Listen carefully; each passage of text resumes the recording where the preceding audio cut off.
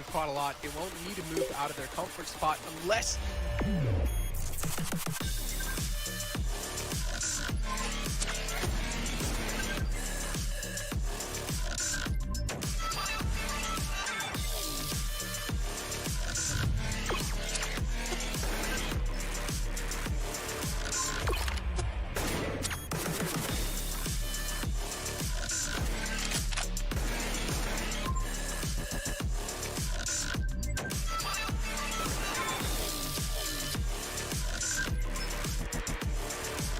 Get ready, Pakistan.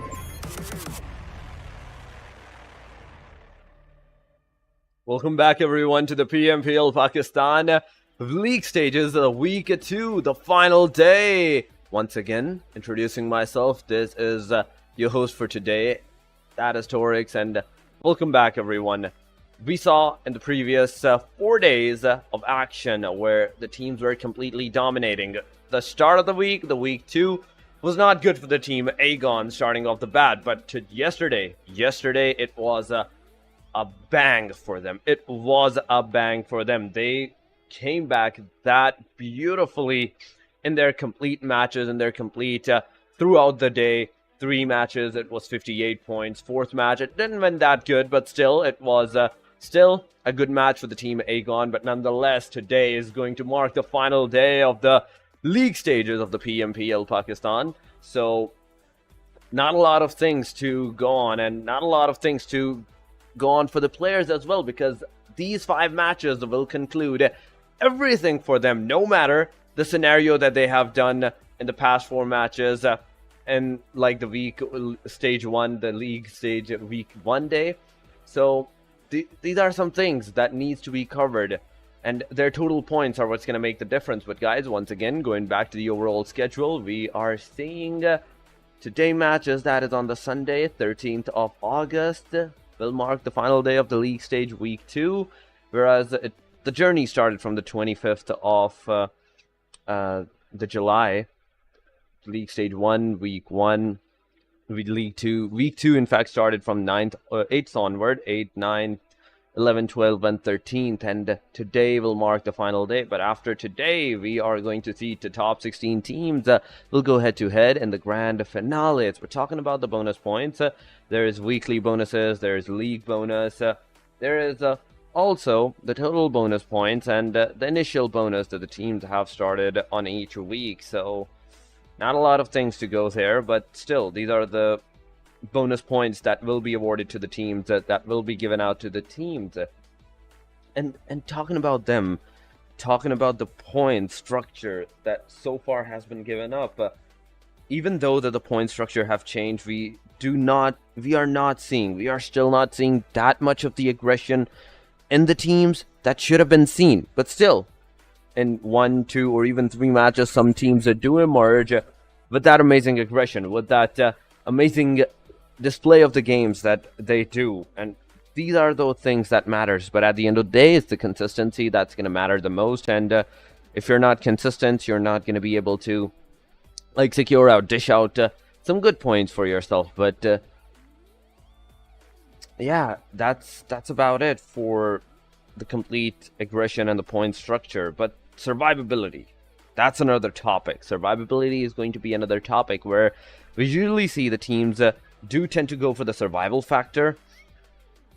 It does come to bite back on them in some stages and at some time, at some point in life. But it's part of the game. At the end of the day, it's part of the game, and they have to be careful on that. But yes, the aggression, the brains, and the bronze, they do need to work together to get the best of both of them. You cannot have one without the other. You cannot just go complete aggression and no strategical wise whatsoever. But guys, this complete PMPL PK compromises off $70,000 of prize pool, in fact, and the division is on our screen as well, where it will be a bonus for the MVP, where he and only that single person is gonna receive $1,000 for himself, but the rest of the prize pool will be divided upon the complete 20 teams, not just the top 16 that will play the finals. It will go to the 17th, 18th, 19th, and 20th team as well. So 70,000 $7,000 for the prize pool for the teams. And on top of that, we are also seeing some bonus matches as in the TDM arena matches. And there we go. In the team deathmatch, we are also seeing a handsome prize pool, I would say, of 1,000 in total, where the top team, the team that will be the winner, is going to have 700 to their name, and the second position, the runner-up, is going to receive $300 for themselves. But yes, these are the things.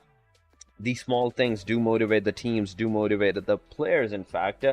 And TDM is one thing. TDM is one thing where the complete strategy, your teams do need to work together. You cannot just go completely a solo and take the fights against a team. But yes, today will mark the day of the round 3. Round 3 starting from today, starting off with Aegon to the team Tough. These are the two teams that we might see together in the first TDM arena brackets to take the fight against each other. But after that, there is going to be Team AS, Team Magnus, Team Regicide, Team QWERTY, and last but not the least, the team that went to the group round 3 is going to be SRXTG.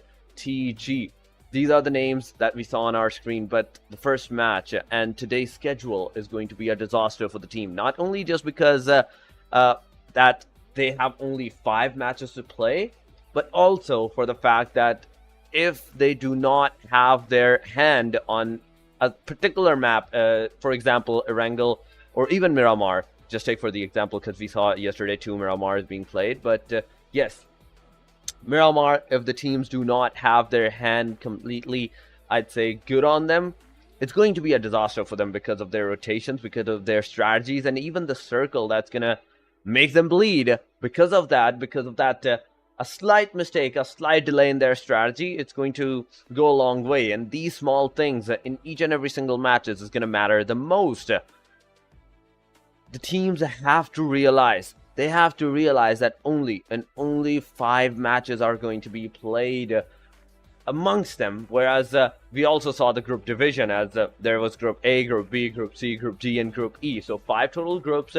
And on each match, there is going to be at least 1 group that will be missing out. So not a lot of space, not a lot of gameplay, I'd say, matches for the team where they can make a comeback. So they have to make sure that every single step that they take with the uttermost cautiousness. No room whatsoever for the mistakes in today's matches, or even the last one that we saw yesterday's.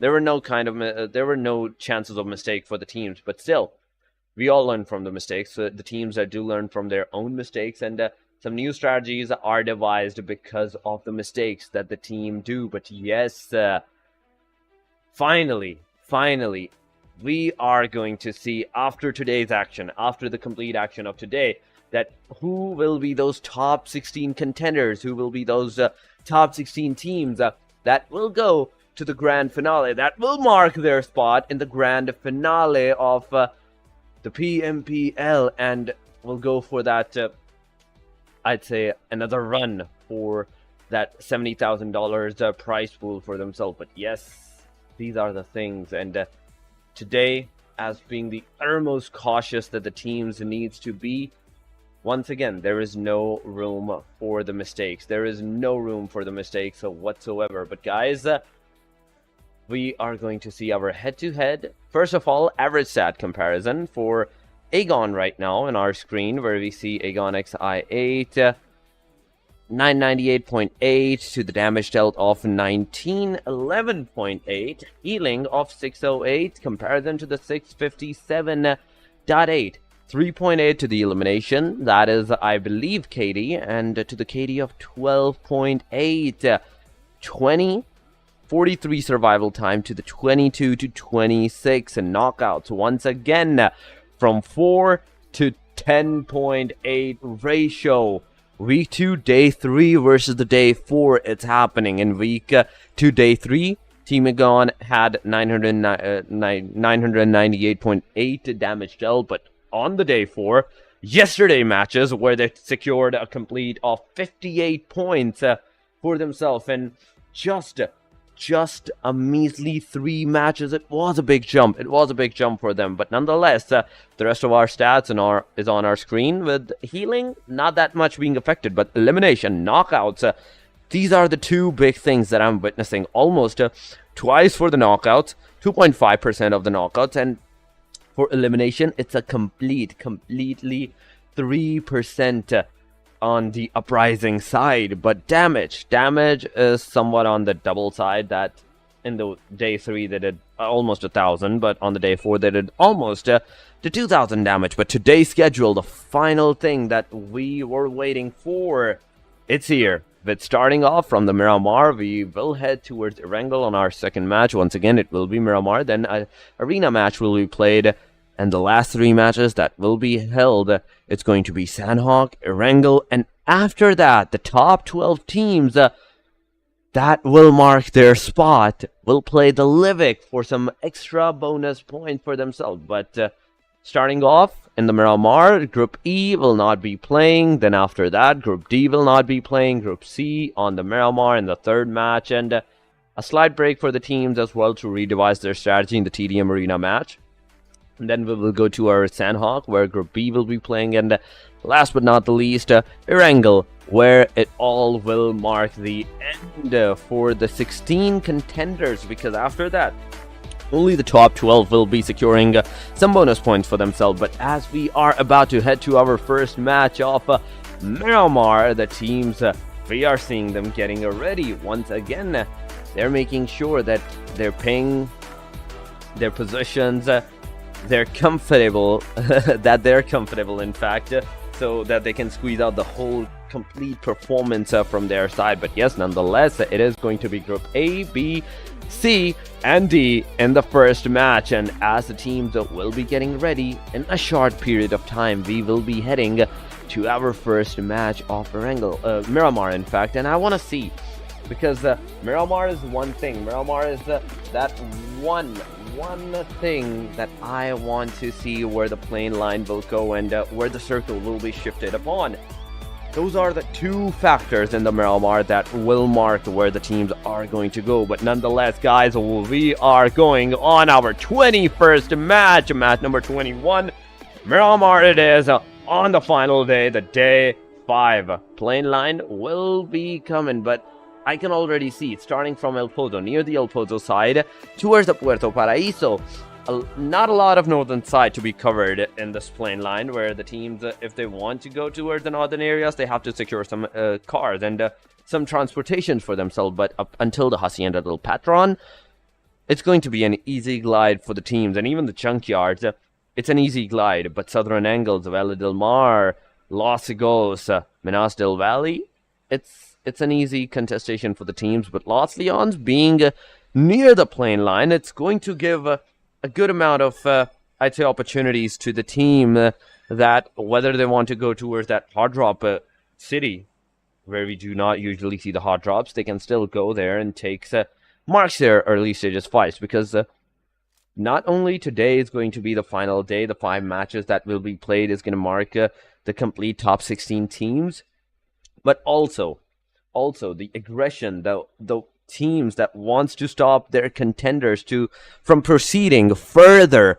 to overtaking them into the points table. This is the moment that you have to set for yourself, and you have to go for that aggressive stance if you want to eliminate out those teams. But circle is here, and it has gone a good circle, I'd say. A good circle, because the plane line was south, the circle is south, and majority of the teams are also right now south. But SLXTG near the team Se7en Esports. Both of these teams are in the closest vicinity. Zigsaw is going to be the only hope right now in this particular vicinity, because Rahman and Sad Black, I can see 2 of the team Se7en Esports as compared to the team SLX. Just one player, his teammates might be in the back vicinity looting out for the guns as well. But there's the 3rd player of the team Se7en Esports, but Knight.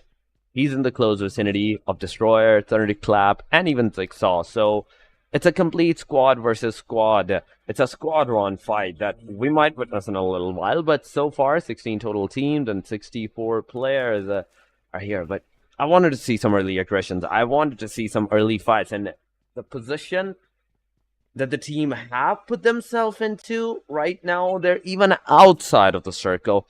This El Pozo area is outside of the circle and 1,200 meters almost to the teams if they want to get inside of that circle. But early stages fights will not be happening in the Miramar. We are going to see a typical Miramar, Sad Black, securing the car first and foremost. So a transportation, a vehicle is for Team Se7en Esports right now.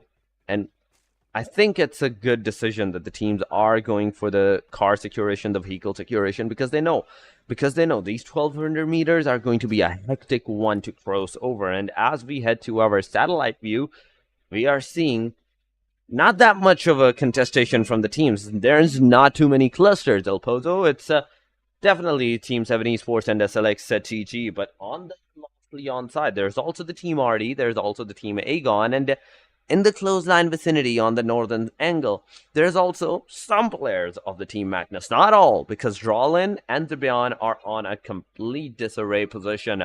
Finny and Maxi are right now together in the closest vicinity of the Lost Leons, and they're the only two that, if they want to engage the fights, they can do it. But so far, the first match will be an easy one. It will be a slow one, I'd say, for the teams and for the players as well, where now they have to really think on the survivability. Now they have to go for the survival stance for themselves, and this survival stance is going to be crucial.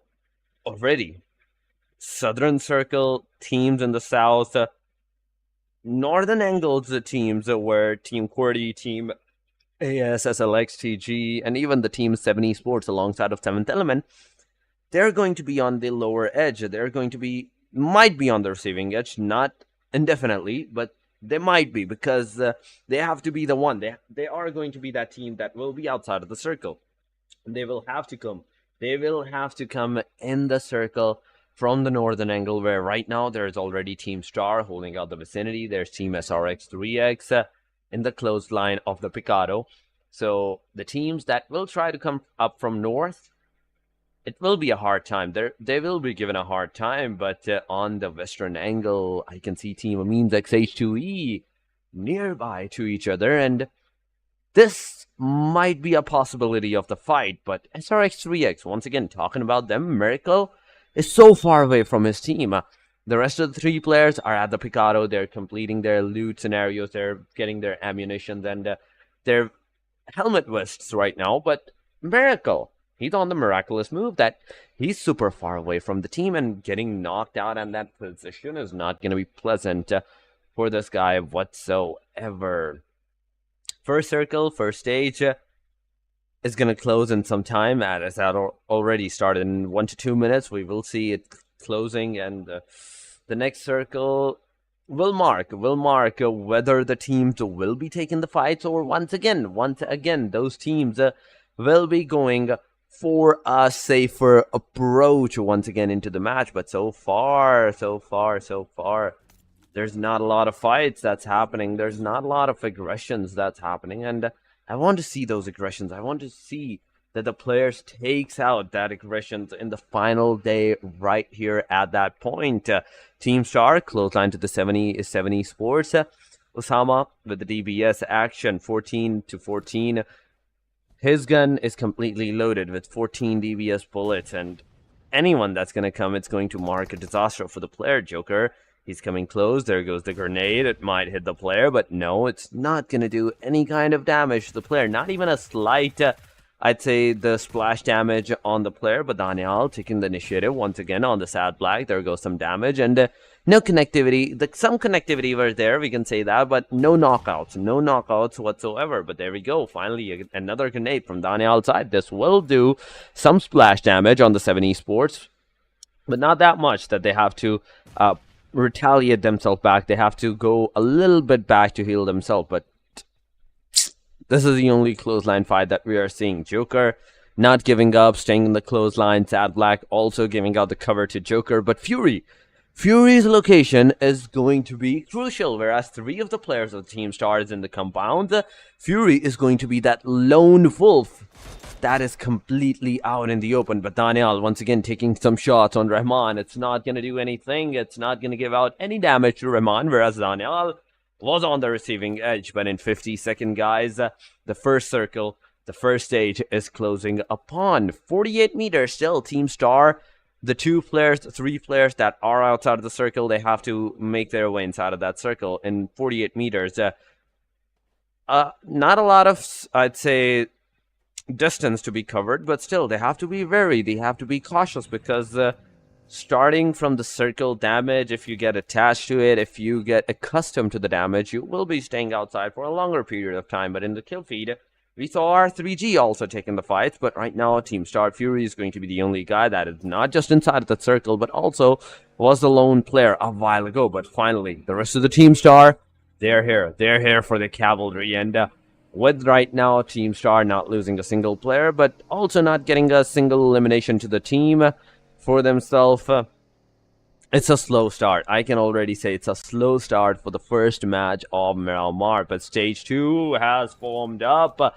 Once again, a south angle. A south angle has been secured by the circle, where R3G is standing on the western side of Los Leons. They're in the circle. They are in the cover, but in 30 seconds, once again, the circle is going to start. The teams are going to once again will be in a panic scenario where they have to secure the circle, where they have to go into the early contestation fights. But Ami Husni from the team AS is going straight towards the team FS, slamming the car on the hay bale, taking the shots. But from the back line, there comes the cavalry. There comes the shots. Khan takes down the retired Black, and with that elimination, the team AS gets their hand on their initialization elimination, but same time losing out one of their player. That is Tabby from AS. The fight has moved once again back to the resetting factor. The 3 versus 3, but Winky, this grenade can be a crucial one. It can hit the spot, and no, it's not going to do some splash damage, yes, but not enough.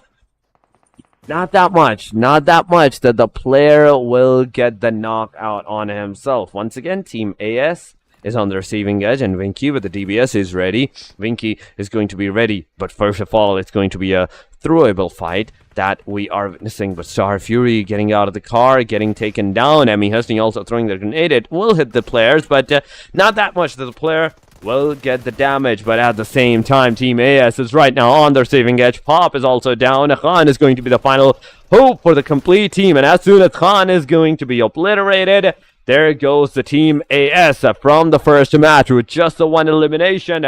4 elimination to the team of FS, and Hussein getting 3 out of the complete 4 elimination. So it was a 1v3 from Hussein's side against the Team AS, but nonetheless, also eliminating, losing one of their players. It's a trade-off so far that I can say, but in the Miramar, you don't want these kind of trade-offs. You don't want those early eliminations and early losing momentum on your team. You want the complete squad surviving through the 4th and 5th stage, and that after that point, after the 4th stage, 5th stage, that will mark whether you are going to stay in the safer side, or whether you're going to be in a panic scenario that you cannot take the fights any longer. But right now, Team FS, with the 4 eliminations to their name, it's going to be a good start for them, but they're so far outside of the circle from Magnus Generals. They have to move their way inside the western area of the Los Leons, where there's a lot of teams already. 7th Element being one of the teams that is also outside of the circle. We saw them a little northwestern angle, close line to the Team QWERTY, and as they are making their way inside of that circle, they will be facing off against the same QWERTY that were in the close line vicinity. But the buggies, the cars, Team 7th Element has them all. If they want to, they can disengage this fight and go to a safer angle, go to a safer approach. Circle should be the first and foremost priority, nonetheless, for the teams. With 7E, Miyachanu, he's waiting out for the team. He's looking at the players, and there he goes. He takes a Wolverine down. Wolverine's on his knees, and he will get the confirmation. Team QWERTY losing out their gem right at this position, and the player that were doing wonders in the previous day is right now done and dusted in the first match. But the rest of the QWERTY, will they stand by this, or will they be going for that revenge factor? But Dead Player coming to Nice, eliminating him, getting that elimination for the team as well. So a good trade-off once again for the team Se7en Esports and SRX 3X, whereas both of the teams did got engaged in the fight. But Se7en Esports, a good thing, a good stance from them was that every single one of their players was alive. A while ago, they were alive, but from the back line, there comes a third party shots on them that marked the first elimination of the Se7en Esports as well. But in the compounds where the team QWERTY went, there's also the team SRX 3X that has made their way close line towards the team. So far, only one team has been eliminated, and we saw that fight happening from the team Star and FS, in fact, and the team AS. AS and FS, that were the fight at that time. But right now, the top 15 teams, once again, they will be getting engaged into the fight as Khan, Freestyler, and Voltrix are together in the vicinity with the throwables. If they have in their hand, they can possibly take down some shots. They can possibly take down some knocks. But in the back line, there's also the team Se7en Esports that is shooting at the team SRX 3X's players. Miracle being on the receiving edge, he got some damage, but not that much. Not that much that he gets taken down. But there's also the first airdrop. Which gun is inside of that airdrop? Is a bigger question. Is it MG3? Is it AWM? Or is it going to be a Groza? Nonetheless, every single of that gun is going to be crucial for the team, for the MD3. The player that can excel in the closest vicinity can utilize it to the fullest. Same with the Groza, but into the kill feed, we can see the 7th element taking the fight against the team SLX. TG once again taking 2 of their players down, but in the receiving end, team 7th element is also going to take one of their players down. What just happened? SLX TG losing out 2 of their players right off the bat. One has been even completed. Divine at the same time was also completed by the team R3G. So third-party shots are definitely happening. Third-party aggressions are definitely happening. But Skyline XGG nonetheless, they are out of the match. 7th element taking 4 more eliminations to their name and 6 eliminations in total.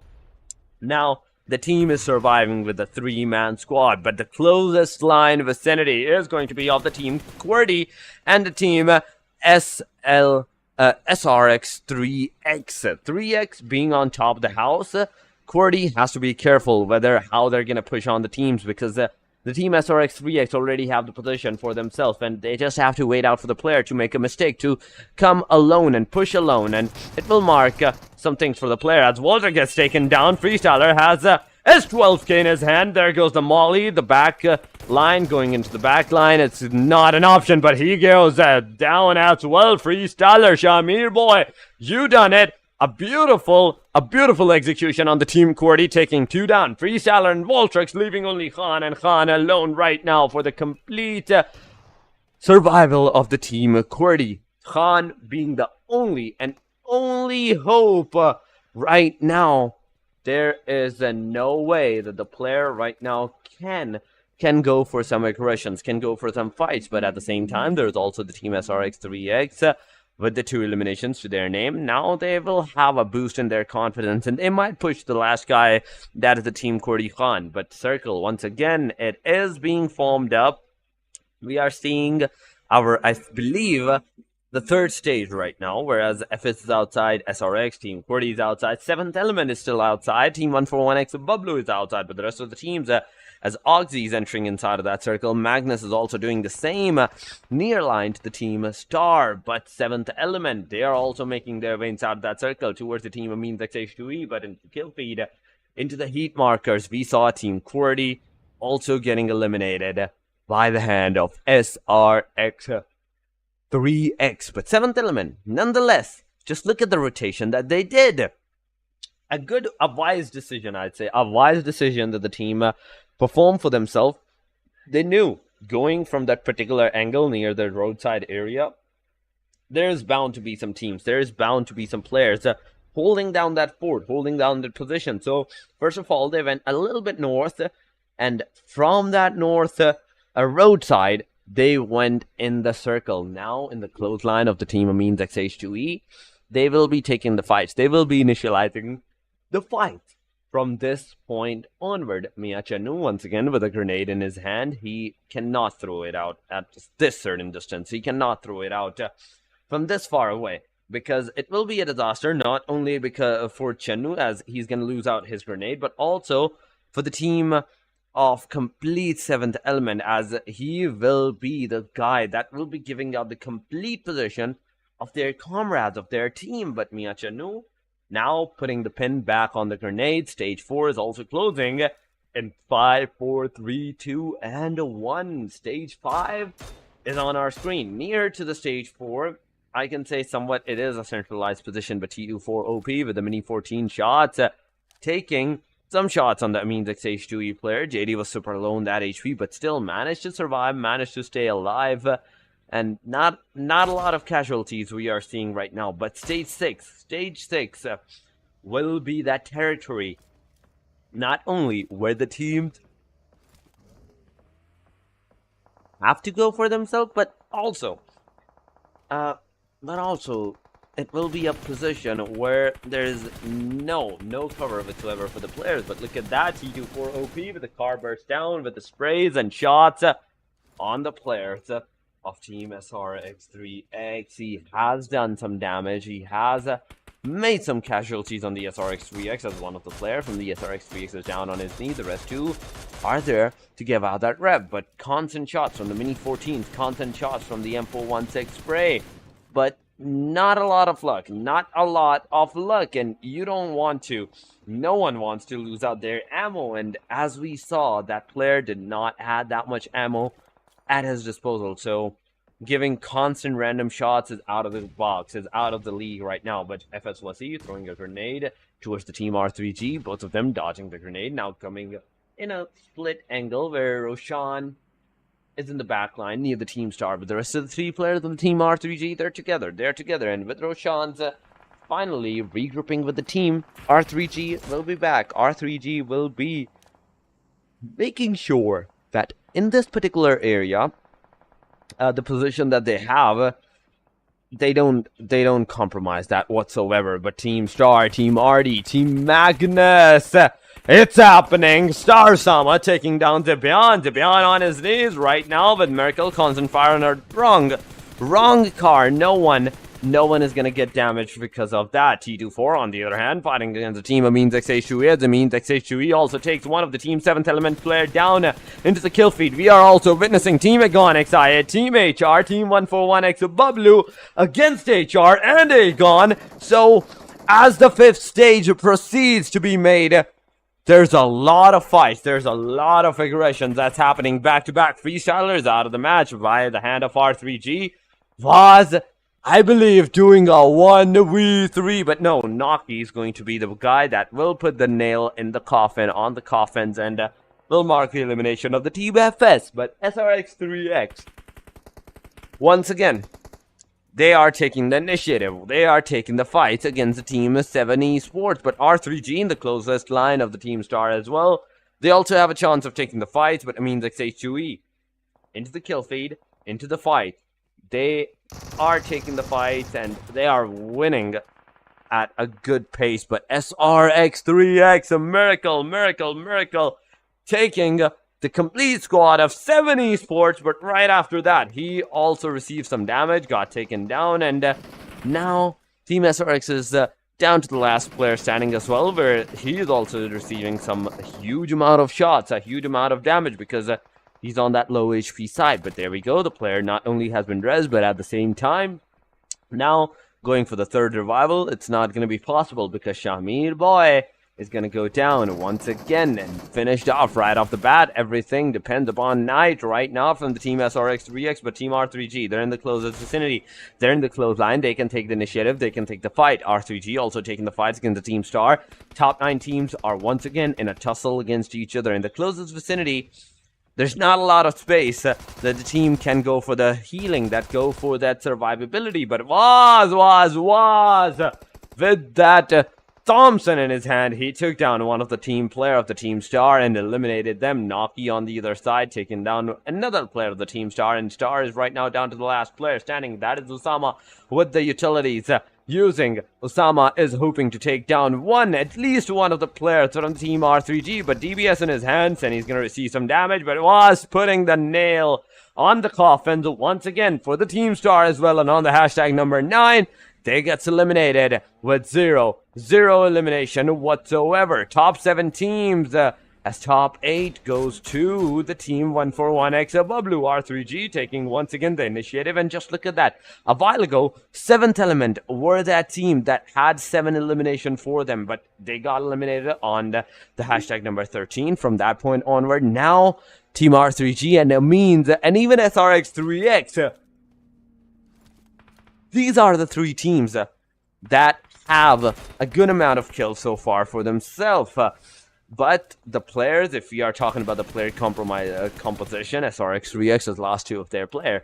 Aegon I8 also losing a lot of their players as well, because so far 5 eliminations, and the damage that is being done on the Aegon, it's going to be a hard thing. It's going to be hard for the team Aegon to also make sure that their player completely survives. So it's upon every single player to look after for themselves once again in these fights. But there goes the grenade near Zebian. It can be crucial. It can be a casualty on Zebian, but no one is going to receive the damage. Oxy TDM on the other side, RD Pinkman on the Magnus, and R3G as they were taking the initiative from the backline. RD is going to be the one that will initialize the fight, but R3G might take those finishes for themselves. So far 7 total teams into the match, 23 players, 5 elimination for the teams Amines, and they're not stopping, they're not giving up. That is for certain, because with the sprays they're trying to take down the team Aegon and stop them from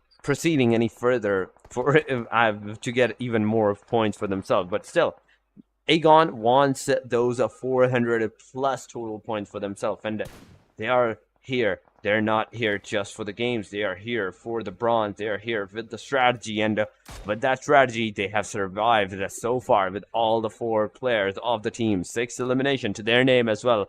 R3G still looking at the team Amines H2E, but 7 elimination to the player's name as well, and Vaz out of that getting 4 eliminations. Vaz might be this match's MVP, but we will see at the end of the match. But right now, top 7 teams, stage 6, no one is going close. No one is heading out to the open area fields where they have a chance of getting the elimination for themselves. But so far, Aegon XI8, now with the circle that they have, they are going to go for that aggression. Maxi being taken down and completely finished off. Blade looting up the airdrop, getting some guns and even the vest and helmet for himself. JD, as soon as he comes out in the complete open, the player did some damage on the player, but look at that. Fulla gets taken down as he was getting finished off.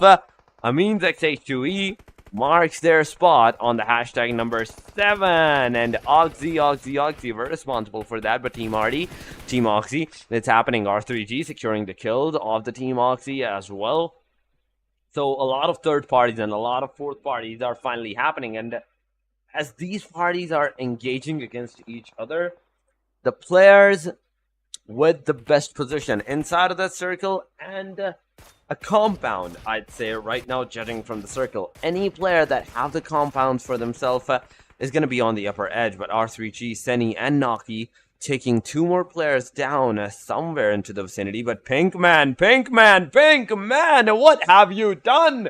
With a single grenade, you have stopped the complete aggression of the Team R3G. Shahmeed throwing a grenade at the vicinity of the Team R3G, but will it hit? It just might, and there we have it. It was being finished off, but not a lot of casualties on the players. But because of Roshan still being alive as the solo surviving player for the Team R3G, Team R3G still staying in the match. Pinkman shooting at Naki gets eliminated. IQ shooting at Pegasus gets taken down and finished off right off the bat.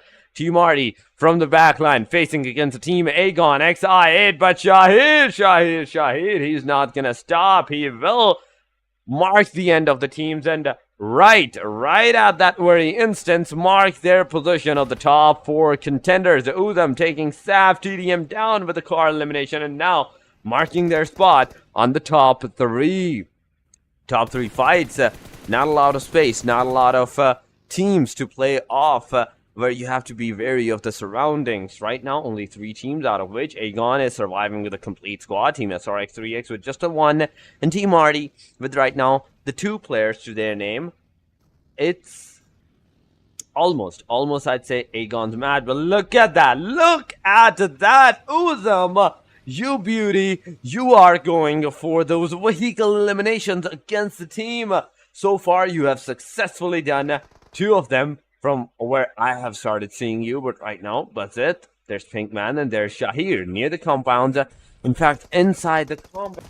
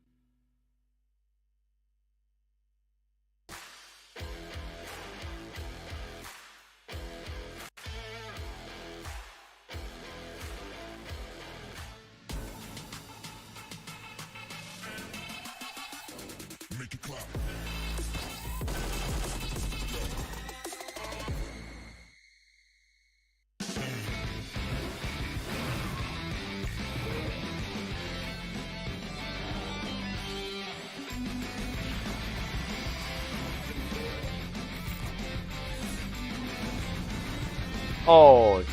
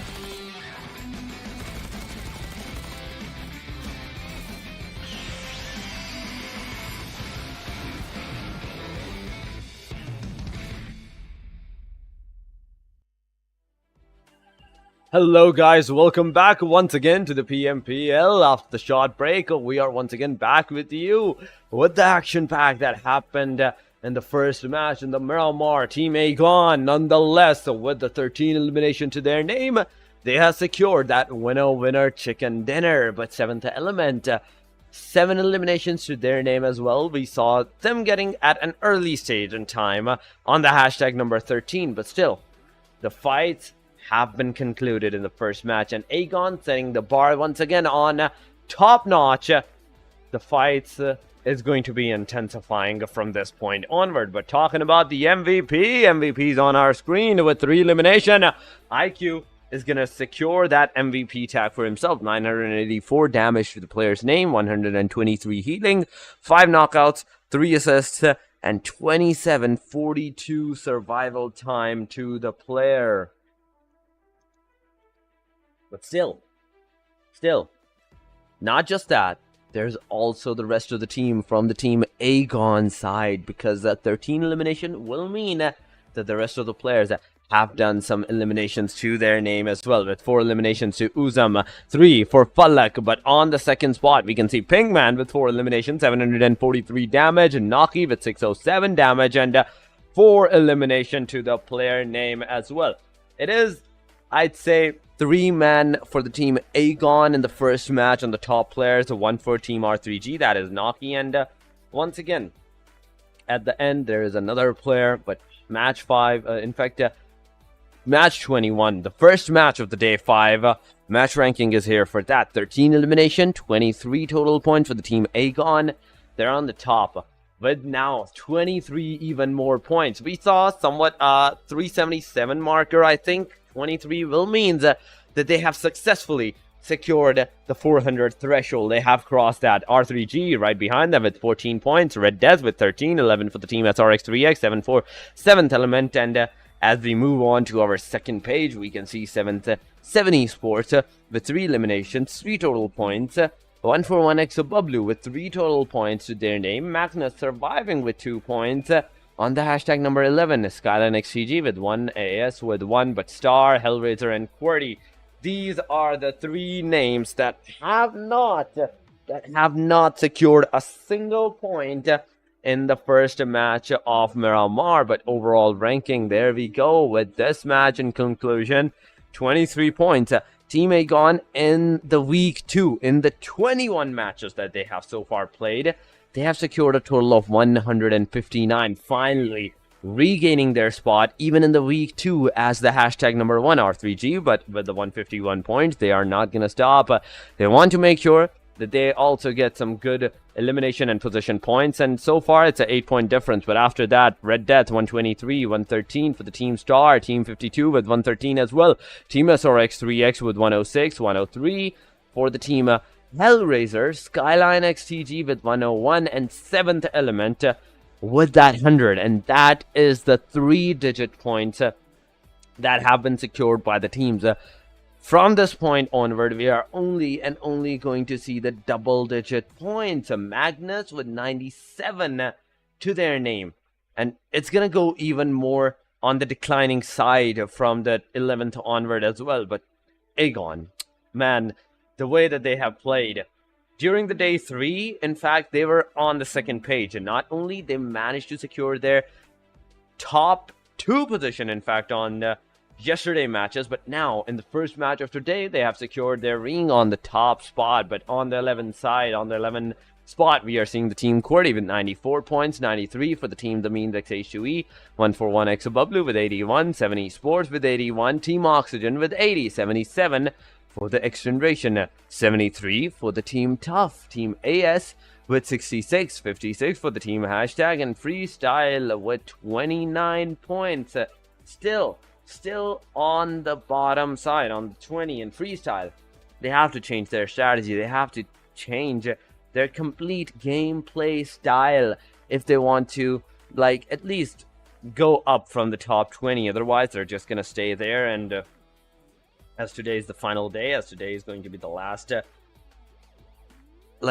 day for the team's first match, even from that has also been concluded. But it was Miramar, and I already talked about that in the start of the match, that imagine some teams that may not have their upper edge on those matches, on those maps, they will be receiving some damages, and they did. Some teams did, but right now, schedule is on our screen with once again the second match being played in the Erangel. Now Group D will be on their benches. After that, once again, we will be seeing a Miramar match. So 2 Miramar matches, 2 Erangel matches, and just one Sanhok matches. But nonetheless, Group D will be on the benches. Group E will be playing, and E, I'd say, having a good time because of the map that they have been chosen into, the Erangel one.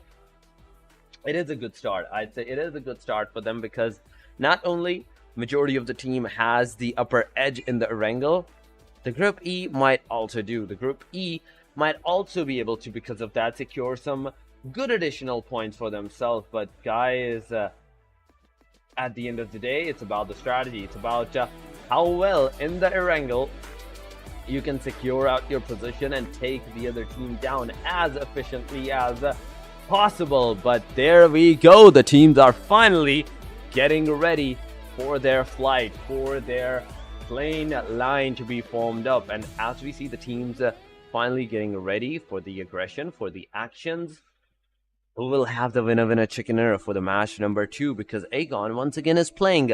Aegon have set their momentum into the first match. That was the Miramar, and from this point onward, Aegon might just dominate today's matches. But R3G, 7th Element, and XGeneration is still there, and the tussle between 7th Element team, R3G, and XGeneration is going to be also worthwhile watching. So guys, stay with us, and as we are about to jump in on our matches, here we have it. The plane has taken the flight, and this time around it is going, oh my god, a completely different side shift near the Milta Power, the Lipovka side, towards the western area of the Senvoska military base. A complete south and eastern favored plane line.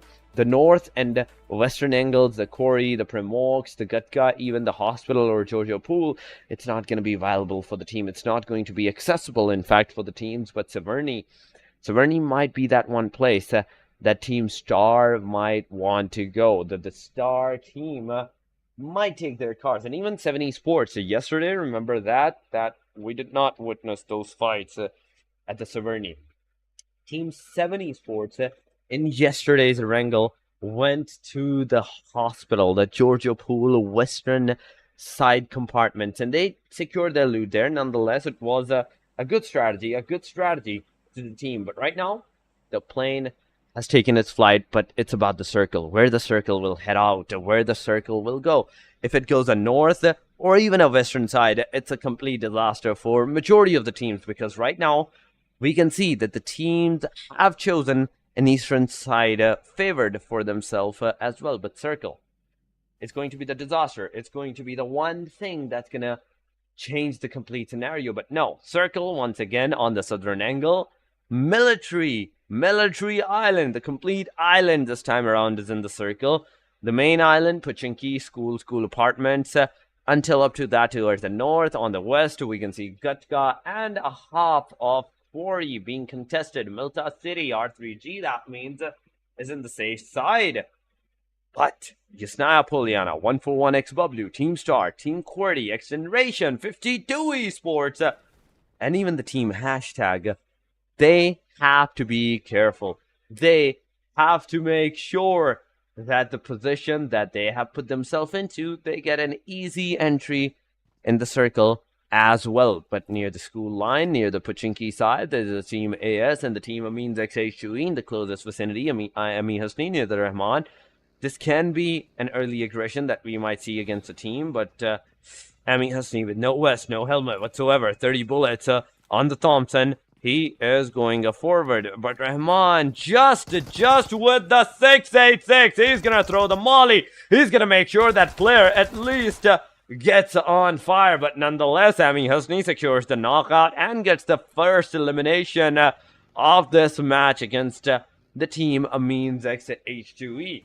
Amin's on the other side, we saw a while ago that they were in the closest vicinity. They were at, I believe, in the Pachinki side. They were securing their loot there. But Team AS, not only they did not go to the school, but not even the apartment. They went straight out of the syllabus and came close to the team Amin's H2E and got the first elimination on the player. But at the Snapoliana, we are seeing the Team Star, but the bridge side fights are finally happening. Team R3G, Team HR, where Vaz is receiving the immense damage and the knockout from the Team HR side. Here is also, once again, using the utilities, using the grenades to at least take down another player. But Team HR, No one's going to push on them. No one is going to aggress on the players. Tears with the Ace 32 in his hand.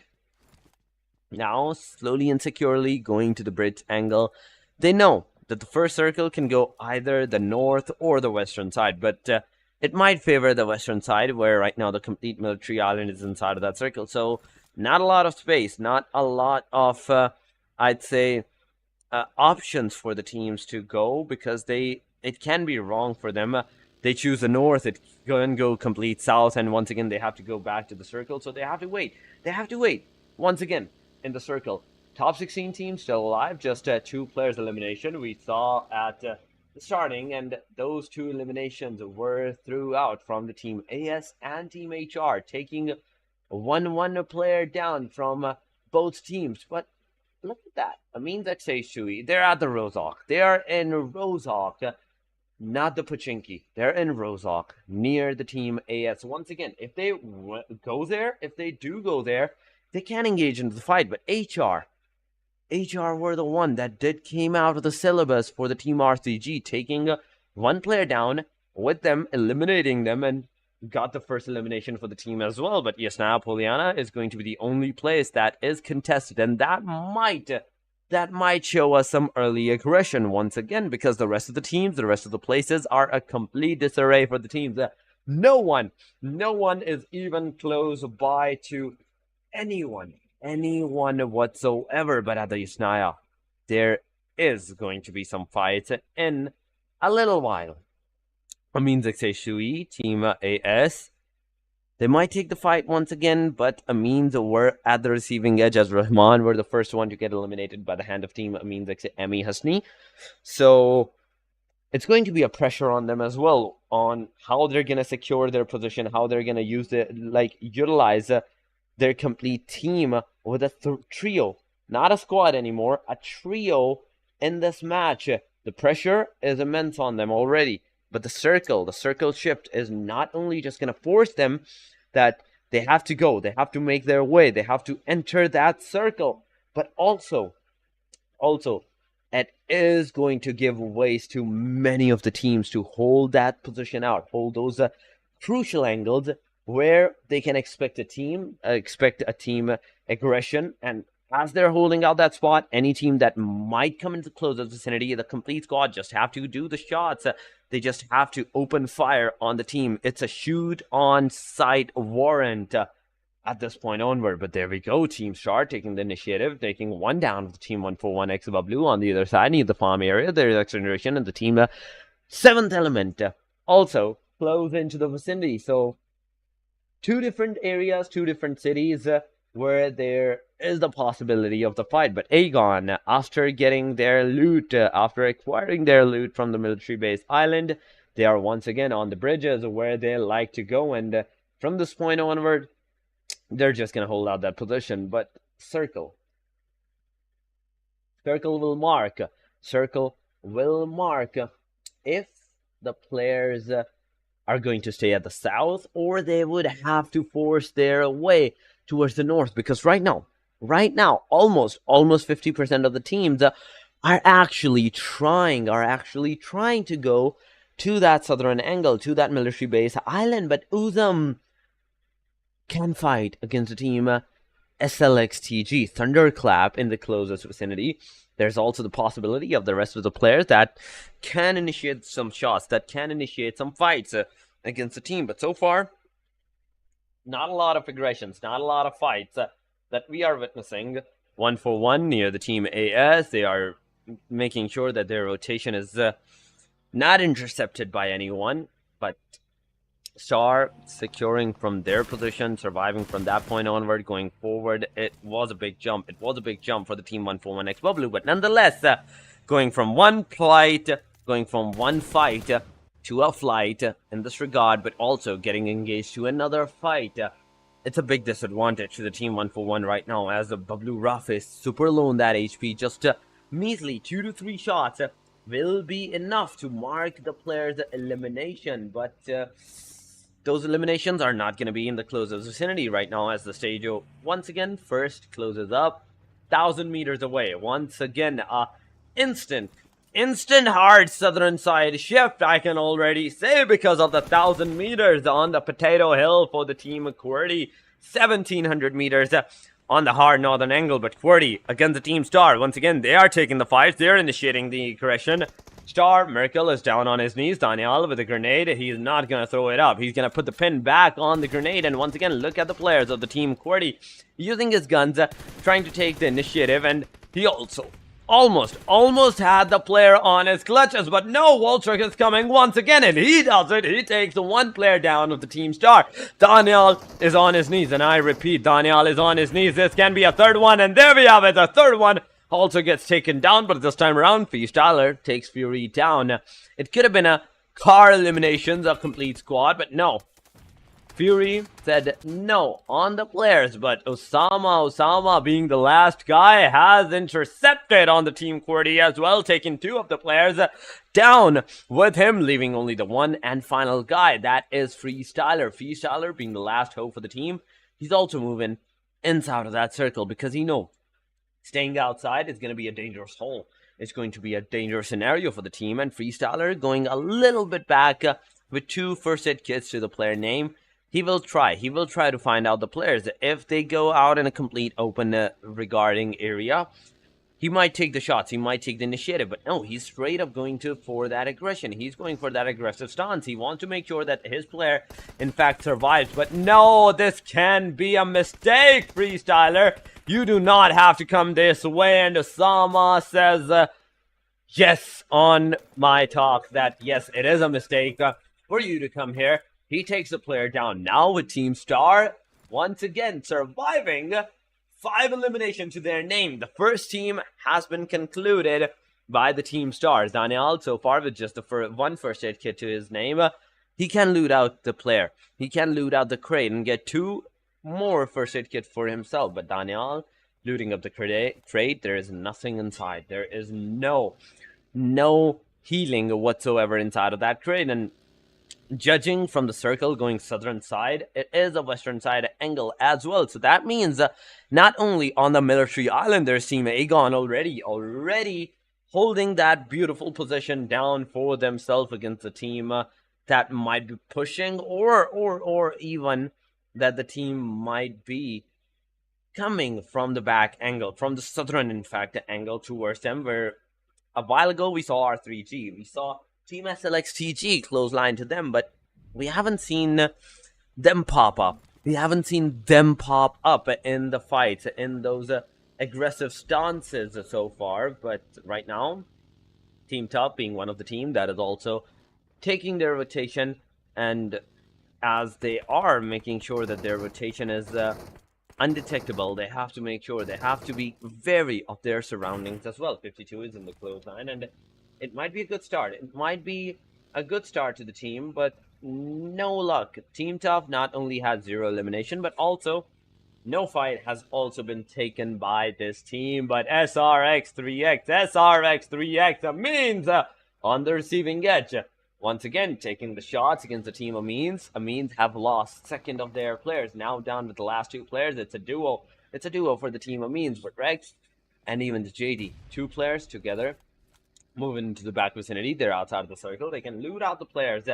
SRX3X have a beautiful chance of even looting out the players and making them forced to get into the circle and at that time take the fights. But no, Naish is gonna car eliminate the player. Miracle eliminates Rex, and there we have it. There we have it. One more player from the team Amines XH2E going back to the spectator seat, leaving the complete scenario, the complete survivability to the last player of the team, Amines XH2E. But where are they? The stage 3 has also been formed up, and I'm more curious to say where the stage 3 is being held at. And there we go. This time, stage 3 has made its way towards the northern side angle. So we can expect a bridge fight. We can expect a lot of bridge fights because Se7en Esports, Amines XH2E, Team Tough, 52, 141 Bablu, and even the team SRX3X is on the northern side, is on the main island. Oh my god. This can mark that as soon as the stage, as soon as the circle is going to make its way to some different angles. We are going to see blood splattering everywhere. Teams taking the initiatives, taking the fights everywhere that they can actually take. Right now, Team SLX, Team Aegon also have to be wary of them. But from the southern angle, Team R3G has also secured their way inside of that circle. On western side, Military Island towards their name, HR at the complete south, waiting out for the teams that might be rotating from those southern crucial angles. And if the teams do rotate from that southern crucial angle, they will be taking the fight. So once again, Team XGeneration need the team star. Their 7th element as well. They are going to take the fight. But on the hashtag, in fact, HR, they are going to take the fights against the team hashtag. Look at that. Once again, the fights have started as this stage goes to the south side, a southeastern side towards the military base island. No one is going to be safe from the wrath of Aegon because of the circle, the position, the location where the circle has been made. But 52 right now taking the fight against the team 141 as they're receiving some damage onto them. Salman, Hassan, they're the last two hopes. They're the last two guys that are surviving for the players. But Hassan with a util, he is trying to make sure that his util hits the player, locates the player, hits the player, force them to not take the fight anymore. But Rafi, what have you done with a single grenade? You have overturned the complete situation in your favor. Team Se7en Esports on the other side fighting the team top, but Janaza waiting out for this grenade to come in close vicinity, and as soon as that grenade pops up, Janaza is going to push forward. Janaza is going to come close line, but there goes another grenade. It's going to do some splash damage on the player, but DBS takes one down, takes two down, and it's a 1v2 that Team 52 Esports have done for themselves. Hassan being also the guy that have survived out of this fight. But the DBS, the deadliest gun there ever is. 52 has done it, and now they will have the entry towards the circle if they choose the water side. But so far, the circle is going to do immense damage on the bridge. We are seeing a lot of teams taking the fight. 7th Element, Team AS, Team Se7en Esports, Team Top. These are the teams, these are the names that are taking the fights continuously in the kill feed. But Se7en Esports, SRX3X in the closest line vicinity taking the fight. So 1v1, it's a dead player taking one down, but on the retaliation he also gets taken down by Miracle coming in for that rescue, and a good rescue, an on-time rescue. And Se7en Esports right now with the last guy surviving for the team. What will happen off this team right now? Because in 1 minute and 22 seconds they will also be forced to go inside of that circle. But SRX3X, nonetheless, so far with the 4 elimination, now their attention is going to be diverged onto the Team Tough. As Team Tough is entering out to backside, Joker takes one down. He confirms the player up. But Edgar, will you go? Will you put your hand on the players on the revive? And the answer is yes right now. But Joker has also been spotted. There's some tap shots on Joker's side from Miracle, but no connectivity whatsoever. But Tarzan surviving with that slither of HP, that golden HP. This player has once again has performed a miracle. Just look at that, the survival, it was amazing. But HR versus the team 7th Element, it's happening. 2 players down from the team HR, the last one down. Next, Tears, in fact, in the closest line, has also been taken down. Team HR with the last guy standing, that is Romeo Boy. He is in the back line vicinity looking at the team 7th Element. He's trying to make sure that he at least gets his confirmations. But no, now with the car, he's going to move out of that vicinity. He's going to go away. He's going to push away from the team. He's going to go to a safer side where he might be able to survive. But no, the position that he has gone into, he has put himself into the sprays of Tokusaurus. As Tokusaurus chases him down, eliminates him, it marks a complete elimination on the team HR on the hashtag number 10. Team 7th Element so far with the 8th elimination. All 4 of the players, a complete squad in the match.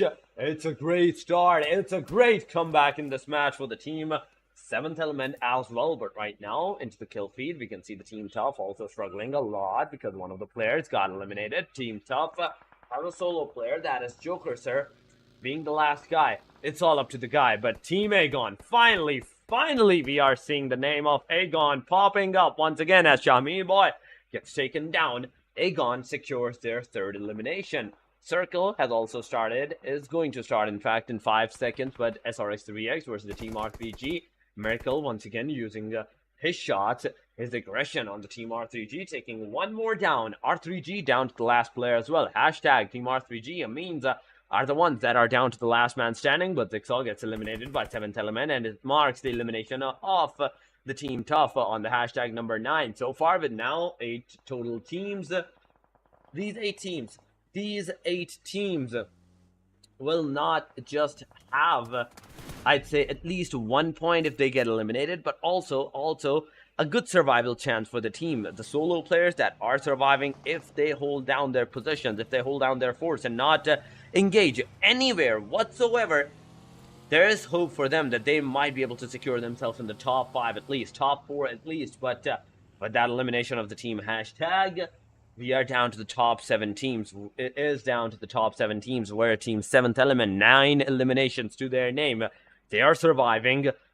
2 eliminations for the Team XGeneration with a complete squad, but Aegon once again in the top 7. So far, 3 eliminations, and more eliminations yet to come for their name. But SRX3X, my God, I cannot leave this team out, because the 8 eliminations that they have secured for themselves, it's a great start for that team as well. But Falak has spotted the team SLXTG.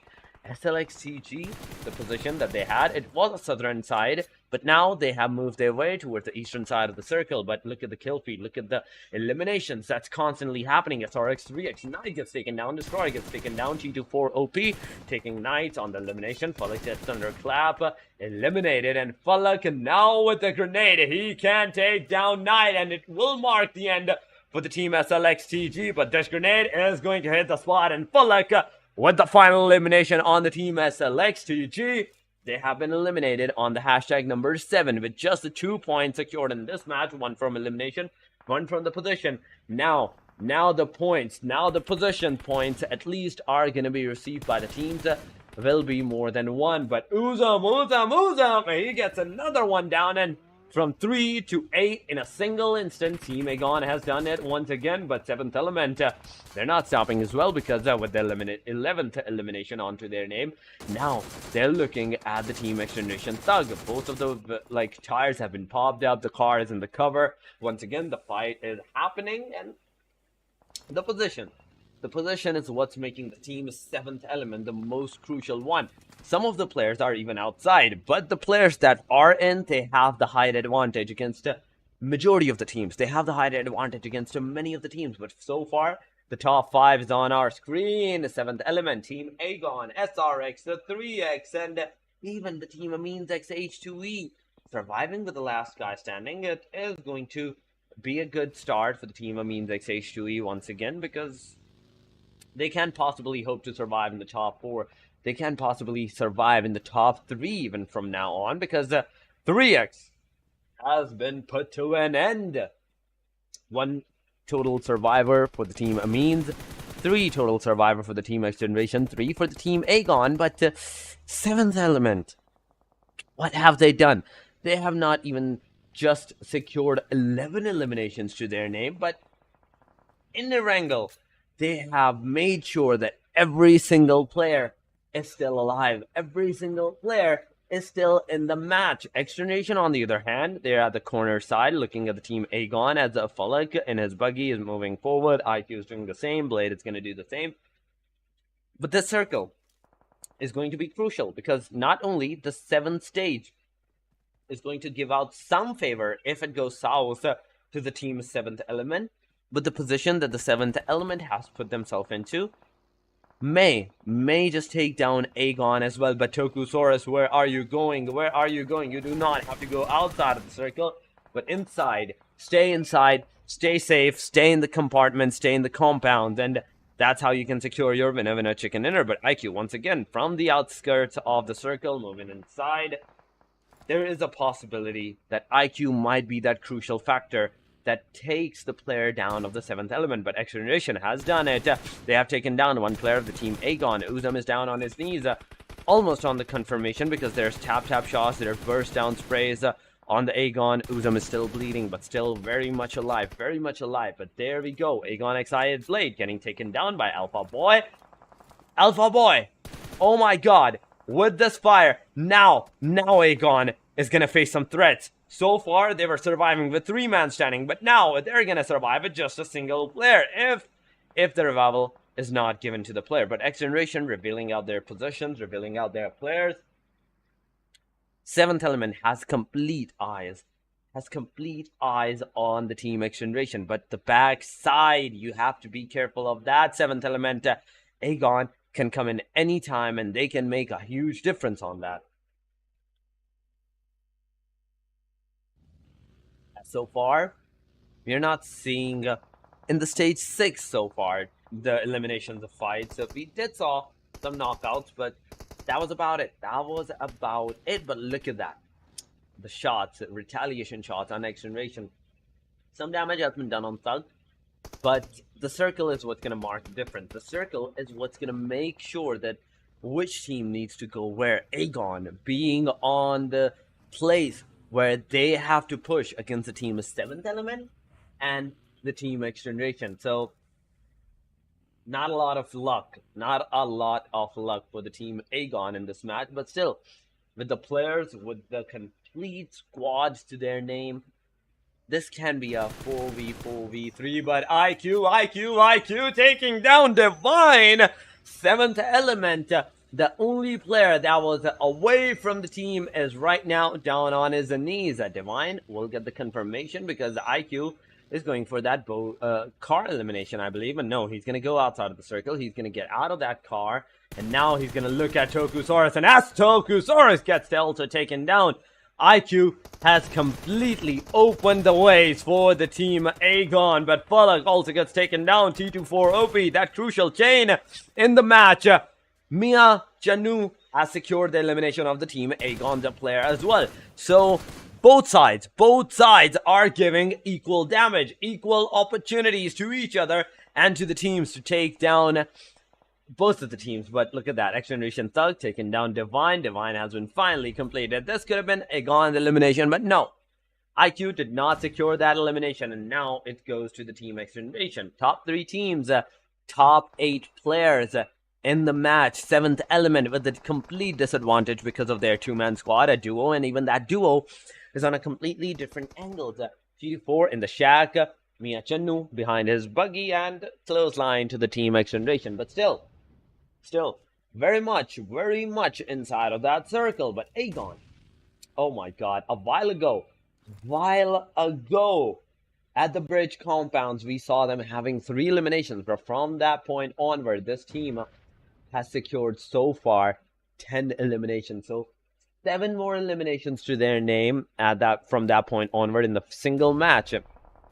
Their aggression is on the top notch, but Tap fires. Uzum's car is being destroyed upon, and Uzum has no way right now of staying in a cover and get inside of that circle. But 7th Element, once again, somewhat in the circle. XGeneration 41 meters away from the circle as well, and Aegon being again that team that is yet again outside of the circle. So 7th Element, they're already sandwiched. The moment that they're going to show their face to any of the teams to take the fight in the complete open is going to be the moment that they will be taken down. But Mia Channu, you can take down IQ. You can take down some predictive spray on IQ and take him down. But Psycho is going to be that guy that might hit the players. But no luck so far. No connectivity so far, in fact, on the team Aegon. But there we go. Finally, this time around, Alpha Boy has done it. But on the side of XGeneration Psycho, he has taken down Blade being on his knees. Psycho, will you secure that elimination? Because this is going to be a bigger question. XGeneration Alpha Boy secures the elimination. Psycho gets also taken down by the play zone.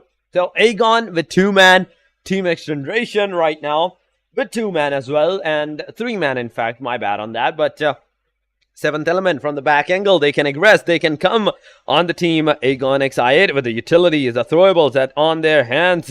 They're deploying it on the team Aegon. IQ receiving 2 of their grenades, but not that much of a damage that he gets taken down. But another grenade might hit the territory, might hit the spot. Mia Chanuti to 4, they're together, but I don't think the players that have the throwables anymore, but Miachanu, he has one. He has a grenade. He's going to throw near the IQ. IQ gets almost taken down, but Thug from the back angle takes one down. IQ is on his knees. XGeneration have to move their wins out of that circle. The three-man squad that is alive, they have the best chance of getting and securing that winner in a chicken dinner right now for themselves. But the throwables on the Team Aegon XI8 side, it's not doing any much of a deal anymore, because Aegon is somewhat in a distant angle where the grenades are not going to reach them, but Uzum is behind that airdrop and the players are pushing forward. But Alpha Boy using that DBS, he marks the end on Uzum, and with that fire, now Aegon is down on the hashtag number 3. Aegon is out, leaving the fight to a complete 2v2. Miachanu and T24OP with the utils into their hand. Miachanu takes one player down. That is Alpha Boy, leaving only the last guy. That is Thug behind the tree cover. Miachanu, you have the chance. You have to do it. You have to pull it off. Do a 1v2 against the Team XGeneration and get that one over in a chicken dinner for yourself. But right now, we're not seeing that much of the fights, but 7th Element can do it. 7th Element have the chance, and there we go. Kill the knife from the XGeneration, and 7th Element with that win of a chicken dinner to their name. Erangel, once again, yesterday Erangel by the hand of Divine. This time around, 2 players got that win of a chicken dinner for the team, and a good amount of kills. 13 eliminations, same one as Aegon did in the last match. 2182 damage. Hashtag number 2, once again reclaiming their hashtag number 2 for themselves. 23 total points. Now, the second match has also been concluded. But guys, right now, we will go on a short break, so we will be right back.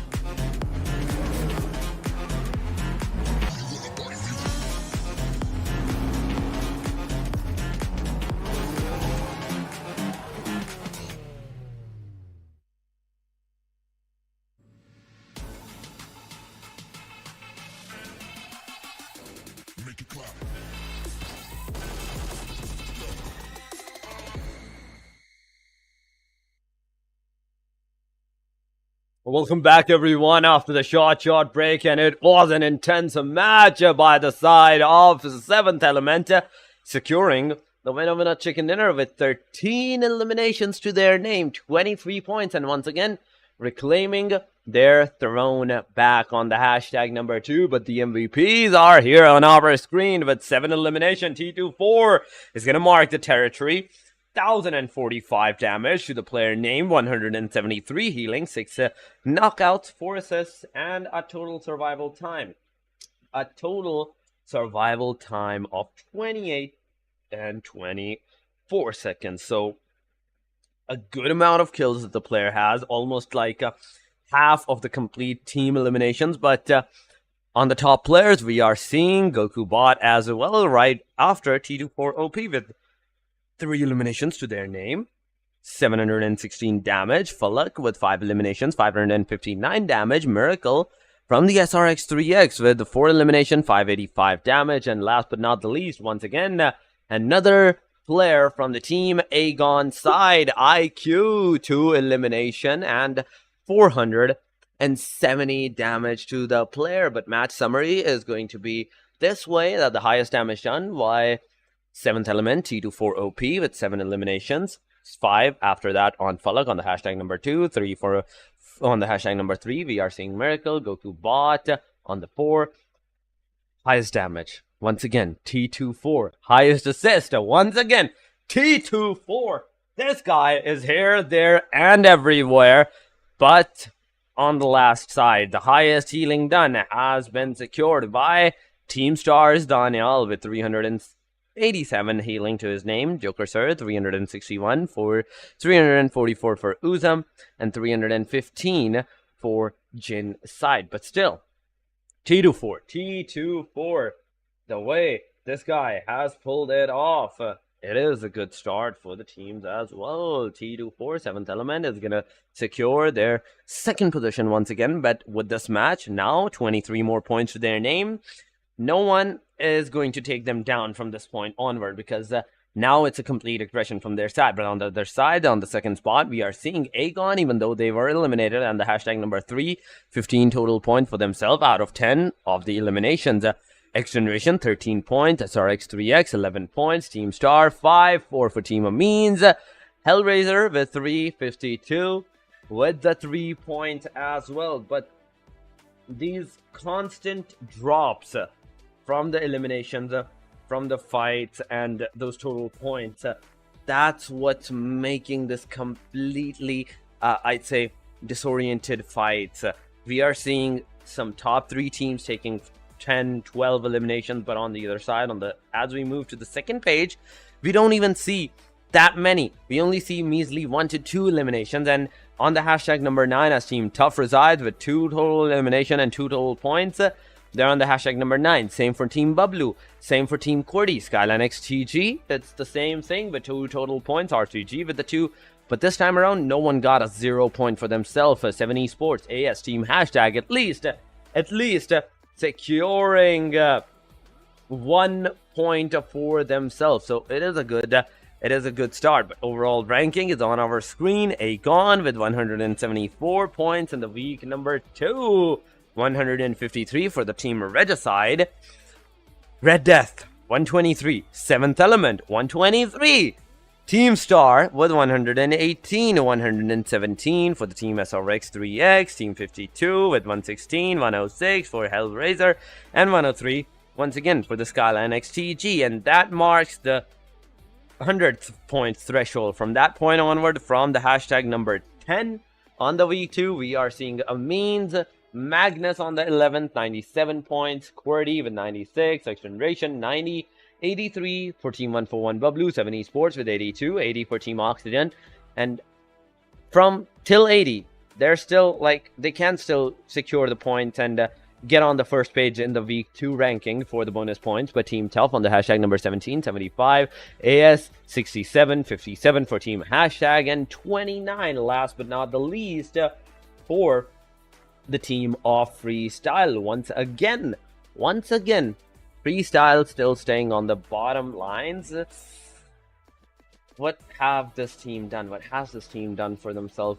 That is a bigger question right now. So far, they have played a total every single match, but they were at the receiving edge in every single matches, whether it's the week 1, whether it's the week 2. But right now, we will be heading to our third match in a short while, where Group A, B, D, and E are going to be playing. This time around, Group C are on the benches and giving a chance once again to the Group D.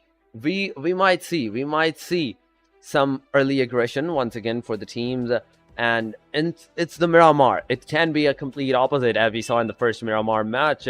Teams can go a complete safe side, a complete, I'd say, the position where they usually go for a safer approach in the first 3 circles or 4 circle, but that is also a risky move, I'd say, because from the point onward of stage number 4 and 5, the radius is already too much small, and a single mistake is gonna mark the complete elimination of the team.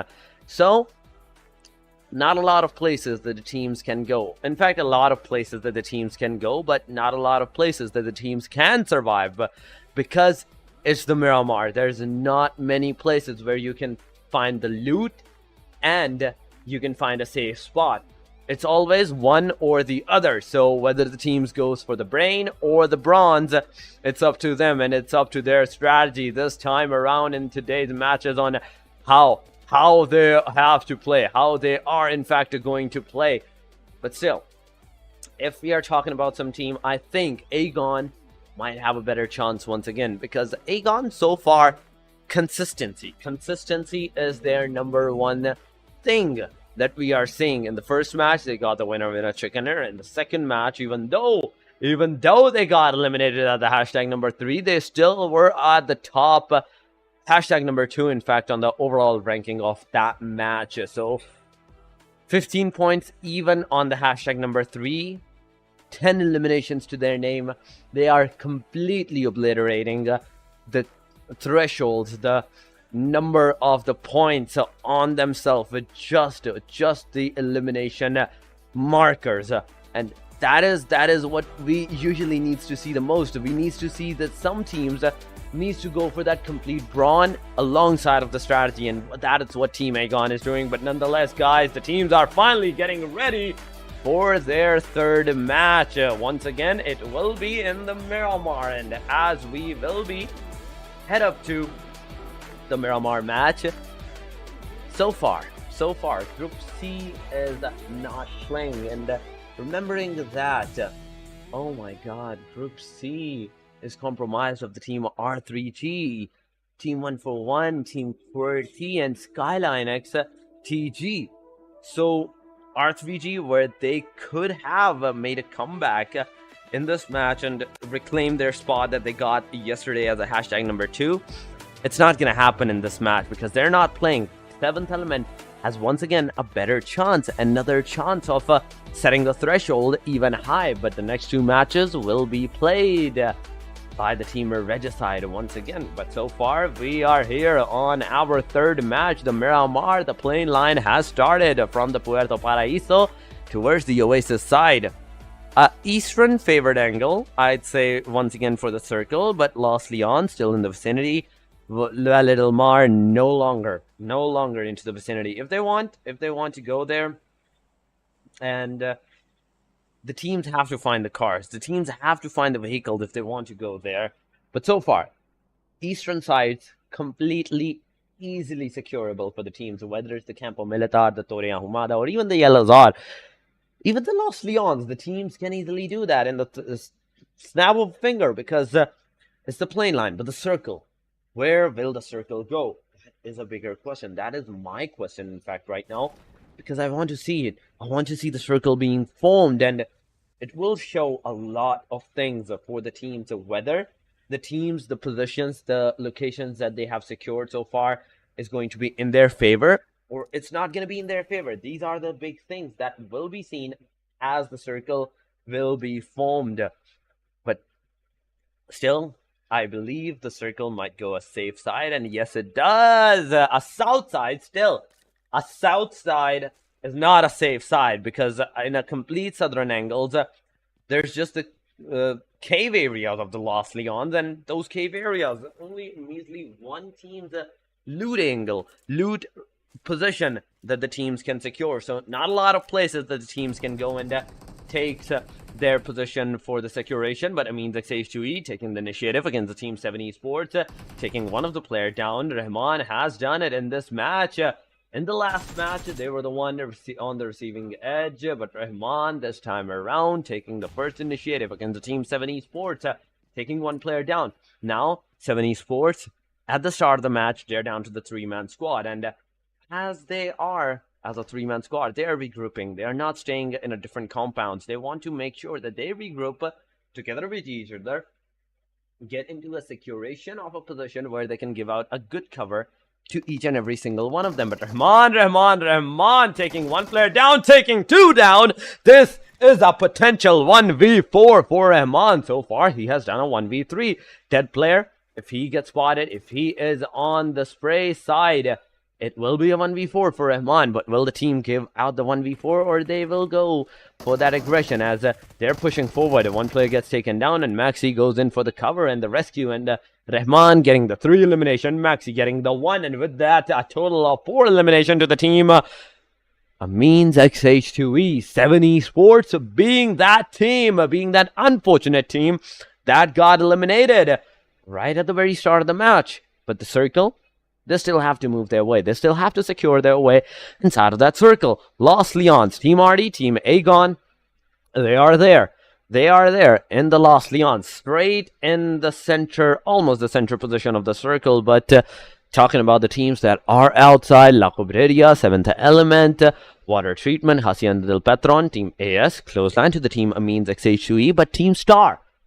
Star is what I am worried about, because Fury is not only just far away from his team, but also in the radius of the Team Amines XH2E. So there is a chance that they can initiate in the fights, as Fury now knows that where the player might be. They have the angle, they have the position of the teams, but Amines XH2E, on the other hand, they're oblivious. They are oblivious of the position and the location of the Team Star. So it can be, in my opinion, I'd say an element of factor of surprise where Star can initiate the fights against the Team Amines XH2E, and giving them a huge setback can be that potential initialization that the Team Star might need to take the fight for themselves to get that elimination on the Team Amines XH2E. But nonetheless, we are seeing the complete, I'd say, satellite view, and so far no heat markers have been made from any of the teams as we have moved here. Hashtag at the Cruz del Valle, they have secured their loot, and now they are moving inside of that circle as well. Slowly and steadily, as they're moving inside of that circle, they might face off against the Team AS if they choose the roadside area. If they go off-road, it is an easy entry near the junkyard area, where even Team Magnus is not even going to spot them out. But in the center of the position at the Lost Leons, there are not just 1 to 2 teams now. There is almost 4 teams clustering up on that single scenario. Next, close line to the eastern angle of the Lost Leons from the northern side. We can see the Team 52 entering out. RDA gone already inside of that circle, and potential fights might happen. Might happen right at the start. But Star Fury once again playing it safe, not showing his face nor his position to the Team Amines XH2E so far. But Maxi is coming slow in his car. He is near the warehouse, and this might be the time that Fury needs to initialize against the Team Amines XH2E. But Maxi now know a slight tad bit of position of the Team Star, because there should have been some sound cues to the Team Amines XH2E, and with this, now he might be calling out to his teammate that there is players in my vicinity, and you have to give me cover. But right now, so far, no cover, no cavalry. I can see in the minimap is being formed of the team, but I can't be wrong, as they might be inside of the compartments, giving out the covers with their guns, with their the long range tap fires, and the rest of the gun utilities that they have. But Daniel moving in a different angle with the Mini 14.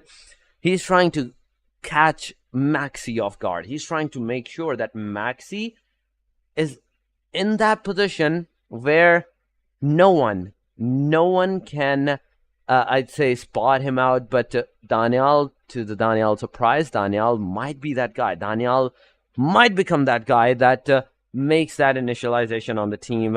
Amines XH2E, but Miracle and Fury, they're together on top. Osama and Daniel in a split angle near this warehouse. So it's a 2-1-1 split, where 2 of the players from the Team Star giving out cover from the back angle, and the rest of the 2 players in a different array, in a different angles. They're taking the fight against the Team Amines XH2E Maxi in a close-by vicinity. But this is the time, I'd say, Team Star, that you need to push, that you need to go for that aggression. Staying that far, staying that away from the team's fight can also be a potential threat for you. Because yesterday, we saw Team Star going back, jumping back to the hashtag number 6 for themselves. But Maxi, he's here, Osama is there, and now as the circle is closing on, Maxi might be in a pickle, because Osama is not budging an inch. Maxi on the other side, he can get into the monster truck and straight up get away from that position. But SRX3X have 52, they are taking the initiative, they are taking the fights. Once again, the fight has started. Knight taking down the player, eliminating him. finally getting an elimination for the team as well. But Amin, so far, with a complete squad outside of the circle, they also have to make their way. They also have to initialize the fight.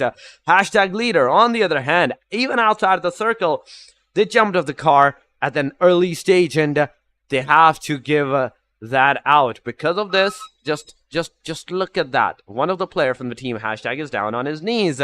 Osama, in this vicinity, Maxi in the clothesline. No fight whatsoever has been done, but I want to see Magnus and Hashtag. I want to see Magnus and Hashtag, how they are forming, how they're fighting. And as the stage 2 has been formed up, let me tell you guys, it is on the northern angle. Los Leons is in the circle. Star, Amin's XH2E, just look at that. Maxi being still that guy that is at the Hacienda del Patron, but the rest of the team, Amin's XH2E, the rest of the players have completely moved their way under the noses of the team Star. But SRX3X 52, it's once again happening. 52 being the first team on the receiving edge as they lost one of their players. Now team SRX3X is going to be that team that will be on the receiving edge with Hassan's grenade on Miracle. Miracle is going to go down. Shamir boy in the clothesline vicinity. He can hope to take the fight, but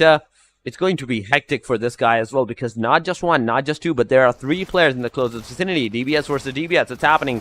Salman, you are going to take the player down, and with that fire, there goes the second player down. But look at that, Salman securing Shamir Boy's elimination, but at the same time, Nice taking down Salman. So, a good cover, a good body damage was taken down by the knockdown player, but now it's the fight, now it's the time. Knight taking 2 players down to the Team 52 Esports, and going back to secure his player, his teammate, Aegon has given him the complete chance. 52 is out of the match because Aegon XI8 IQ's fire, and now, with this, Team SRX 3X Knight is going to survive, is going to be still alive.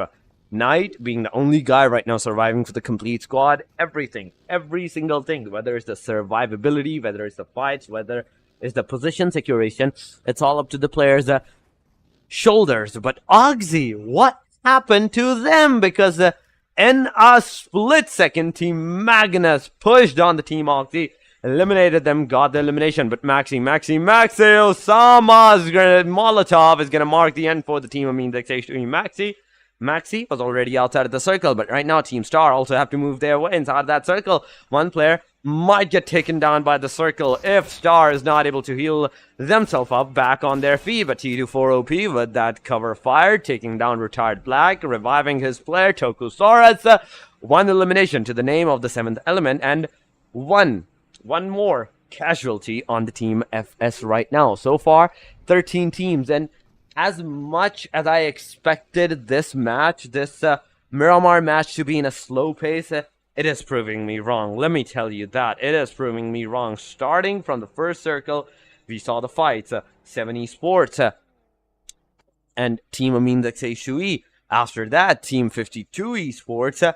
52 Esports, that the last player that got eliminated by the hand of Team Aegon XI8. Now, Team Oxy, they got eliminated, and so far, with the constant fights that's happening in the second stage, as the third stage forms, so far, 3 teams have moved their way in the lobby. But this is the stage 3 once again. Circle has gone an eastern side chip, but FSWC is cooking up grenades. He's going to throw it outside. No one is going to get hurt as he puts the pin back on, and he is ready with the DBS in his hand. He is just waiting out for the player, but Mia, no! The position, the location, you did not look inside of that warehouse, and that is where you lack 7th element. That is where every single thing is taken away from you. Divine being the last guy, taking at least 1 player down with him, leaving Vasu as the final hope of the team. But there's in the back line, there's Team Amin XH2E in the close by vicinity, taking the fights in the long range. There's also the Team Star that might initiate the shots on the Team FS and the Team 7th element right now. But with the grenade, the throwables, that has been done. Divine comes out and takes Wasi down. It is a 1v2 that Divine has done against the Team FS, and FS being that team that got eliminated on the hashtag number 13. Top 12 teams finally here with right now 38 players, and it marks 7th Element Divine elimination by the hand of Team Star. Another elimination to the Star name. Osama gets another elimination. Team 7th Element, with the 3 eliminations that they had, they are back to the lobby. They are once again back to the lobby. 38-11 as the player to team ratio gets down. Stage 3 is about to end in 30 seconds. Star still with the complete squad. They're outside of the circle. They have to make their way inside. SRX3X with a solo player. They have to go inside of that circle, in fact, in a safer position, because SRX3X, the last guy standing, it's everything up to him, or whether he's going to survive, whether the team is, in fact, going to make any kind of comebacks, survivability, eliminations.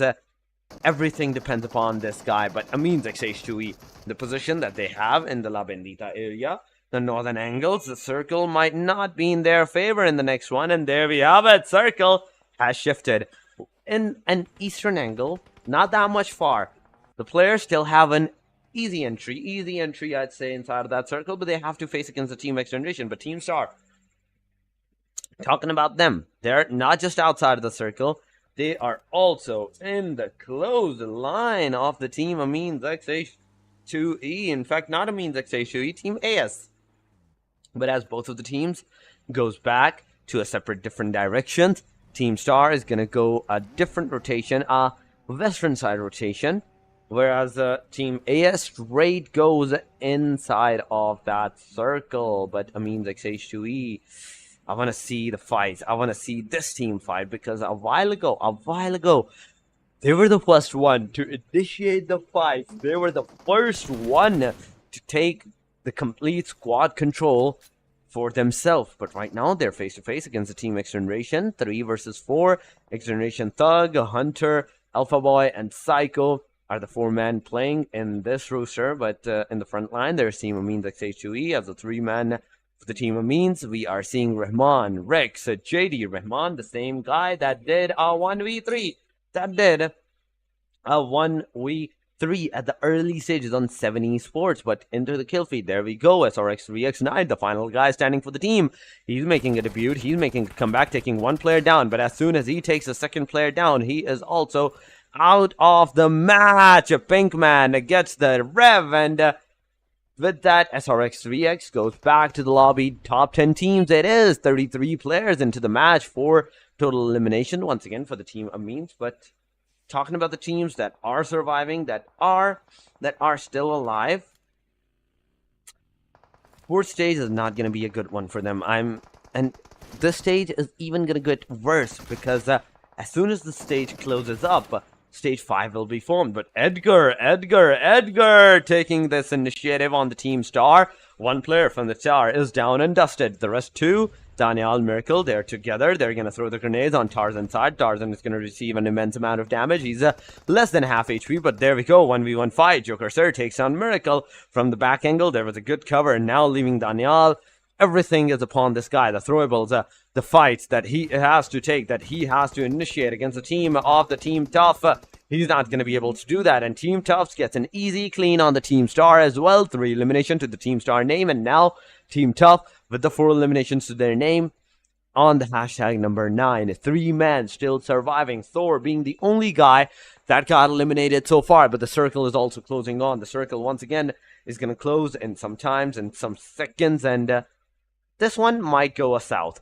This one might just go south. And if it does, if it goes a hard south towards the Lost Leons, Aegon and HR will be that lucky teams, will be those lucky teams that will have the complete control of the circle and can potentially hold every single team and dominate them right at this angle. But Team Tough coming from the western angle. They're also slowly and steadily approaching the southern angle, but the circle is closing in 3, 2, and 1 this time around. Not south, not west, not north, but an eastern shift once again by the circle. Circle has gone an eastern shift where Team Magnus was residing. Magnus have the circle for themselves, but it means XH2E, they're on the receiving edge. A Thug with that amazing and a beautiful spray on the team Amin's XH2E. One player is down and dusted. The second one is super low in that HP, and Amin's is right now down to the last two men that they are surviving with. Team Artie, the same scenario with a two-man squad. Talking about the trios, it's a team hashtag Team Tough and Magnus, but the squads are squads. Aegon, XGeneration, Team HR, and Team AS are the ones that are the lucky ones that have not lost a single player in the fight. But XGeneration, Team Amin's XH2E, the fight has started. Rahman gets taken down. That confirms the elimination. Team XGeneration finally getting their first elimination for the match. Second elimination, in fact, for the match.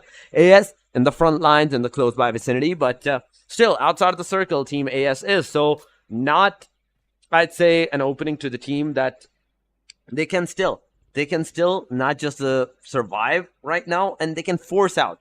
They, in fact, can force out Team Amin's to get inside of that circle, and then they will be taking the fights. But at the Lost Leon's outskirts, as the teams are going toward the eastern angle, Top has made its way. This is a good start, I'd say, for the Team AS once again. This is a good entry that they have done inside of that circle, but in the close line, they have to be very of the Team RD, as the two players from Team RD, we are seeing them also holding down their fort. They are not letting anyone, and I mean anyone, pass by them. As soon as they're gonna see, as soon as they're gonna spot anyone that is moving away from that position, they're gonna shoot them down. They're gonna try and take them down. It's a shoot at sight.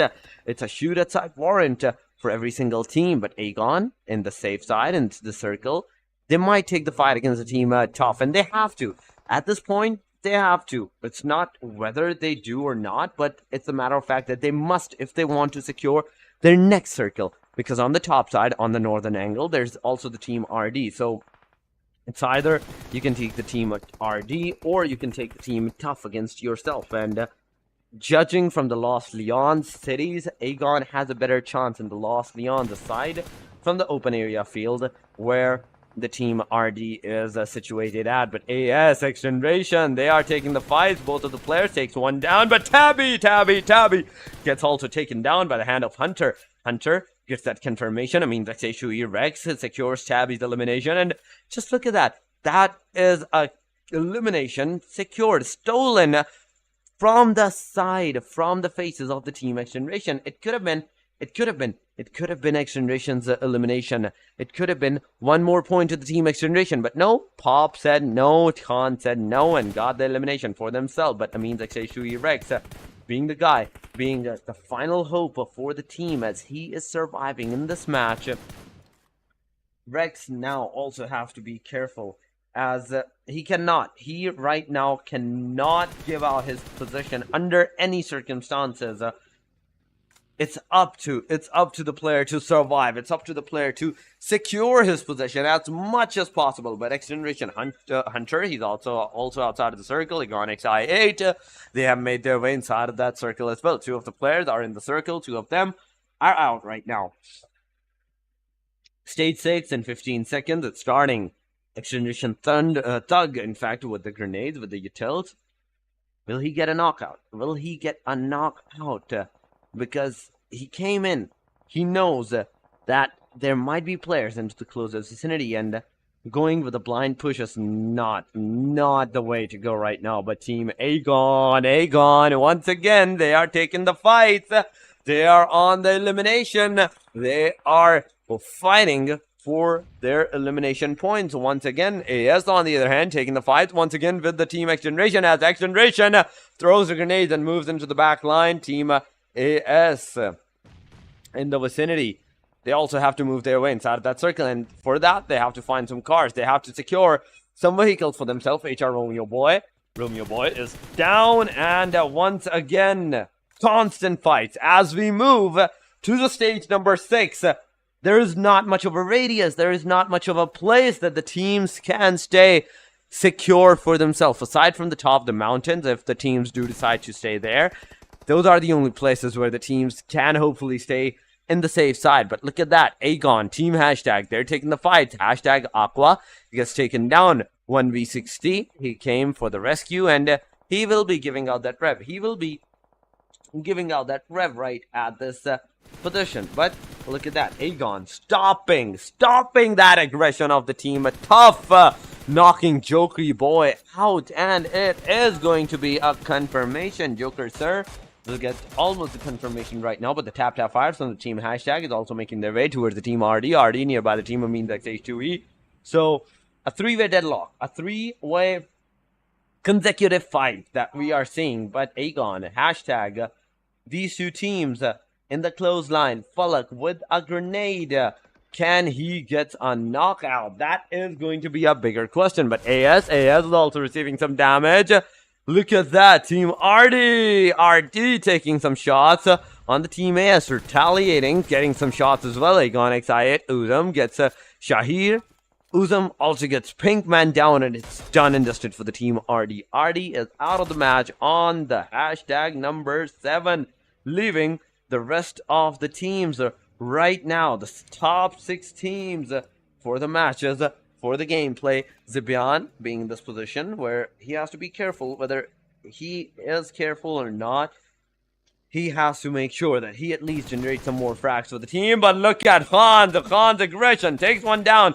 Almost takes 2 down. But Thug barely survives with a solid of HP. And as Thug shoots once again against Khan gets a third-party damage from the team Magnus side. And it's over for the player. Team XGeneration still surviving. XGeneration with the 3-man standing to their name. We are down to the top 5 teams. The top 5 teams are once again in the match. And they are none other than Team Aegon, Team Magnus, Team Hashtag, and Team HR.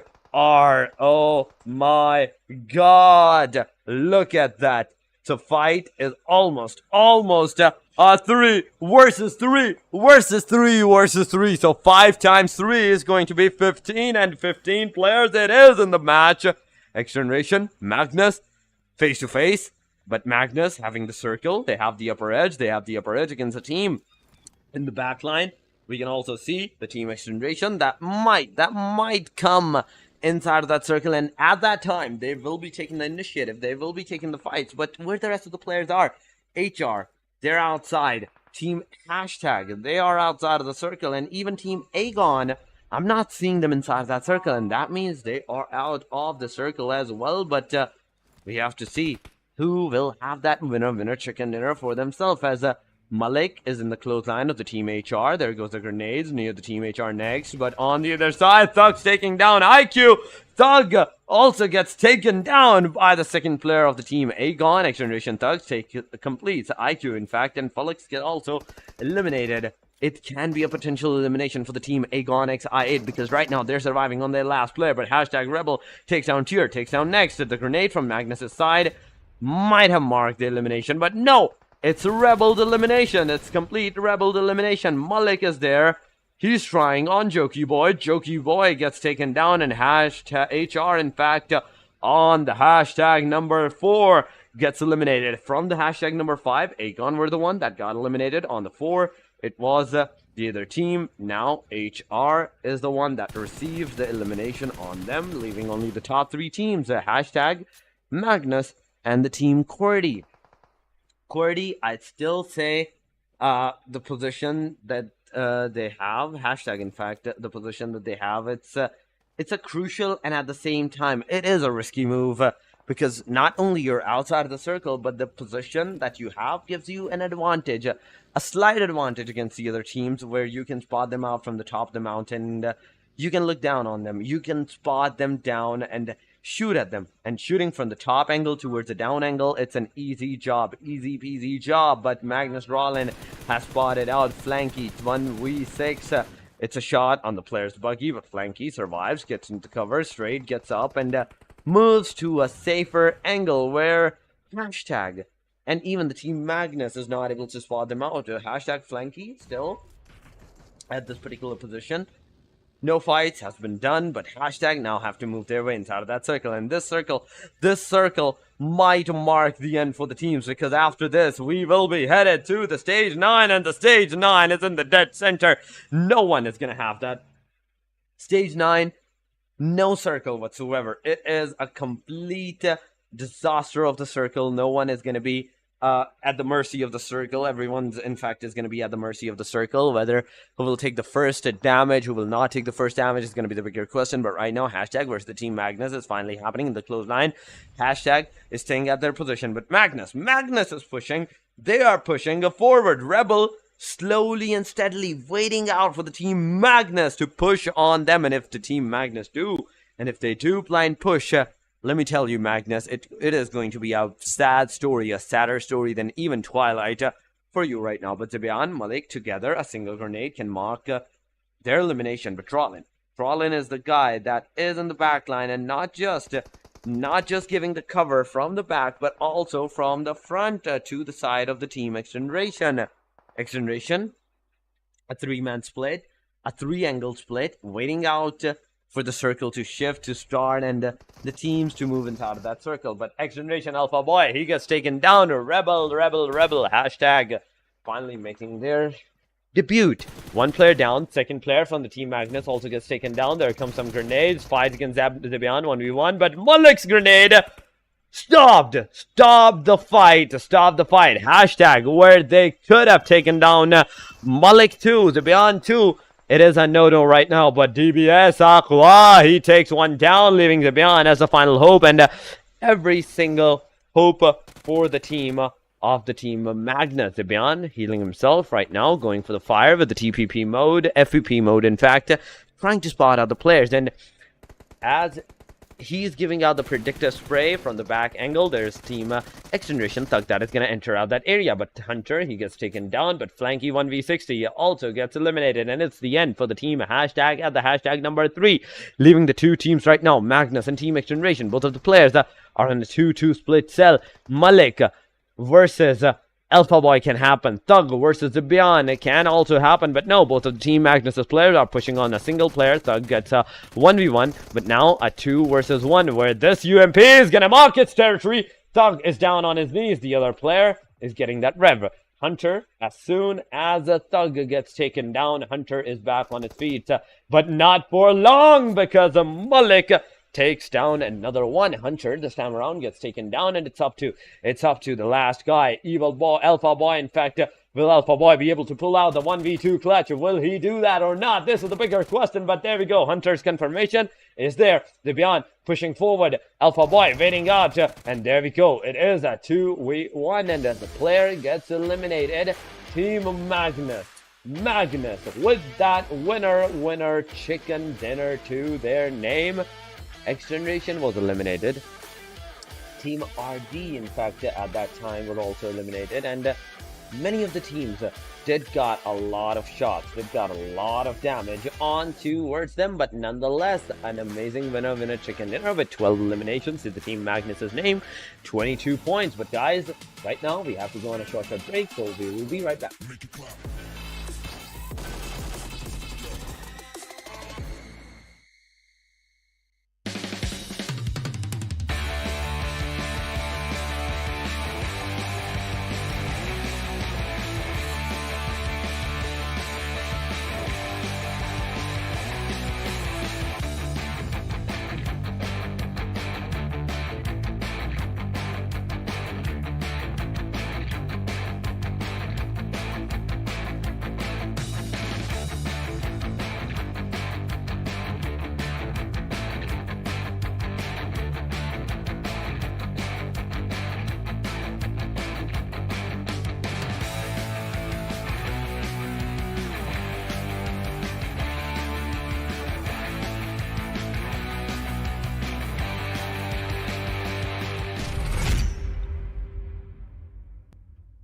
Welcome back, guys, once again to the PMPL Pakistan 2023, the final day of the week number 2, the league stages. The third match has just been concluded a while ago, and the team Magnus got that amazing winner chicken dinner. Once again, this is Torix as your host and your caster for today.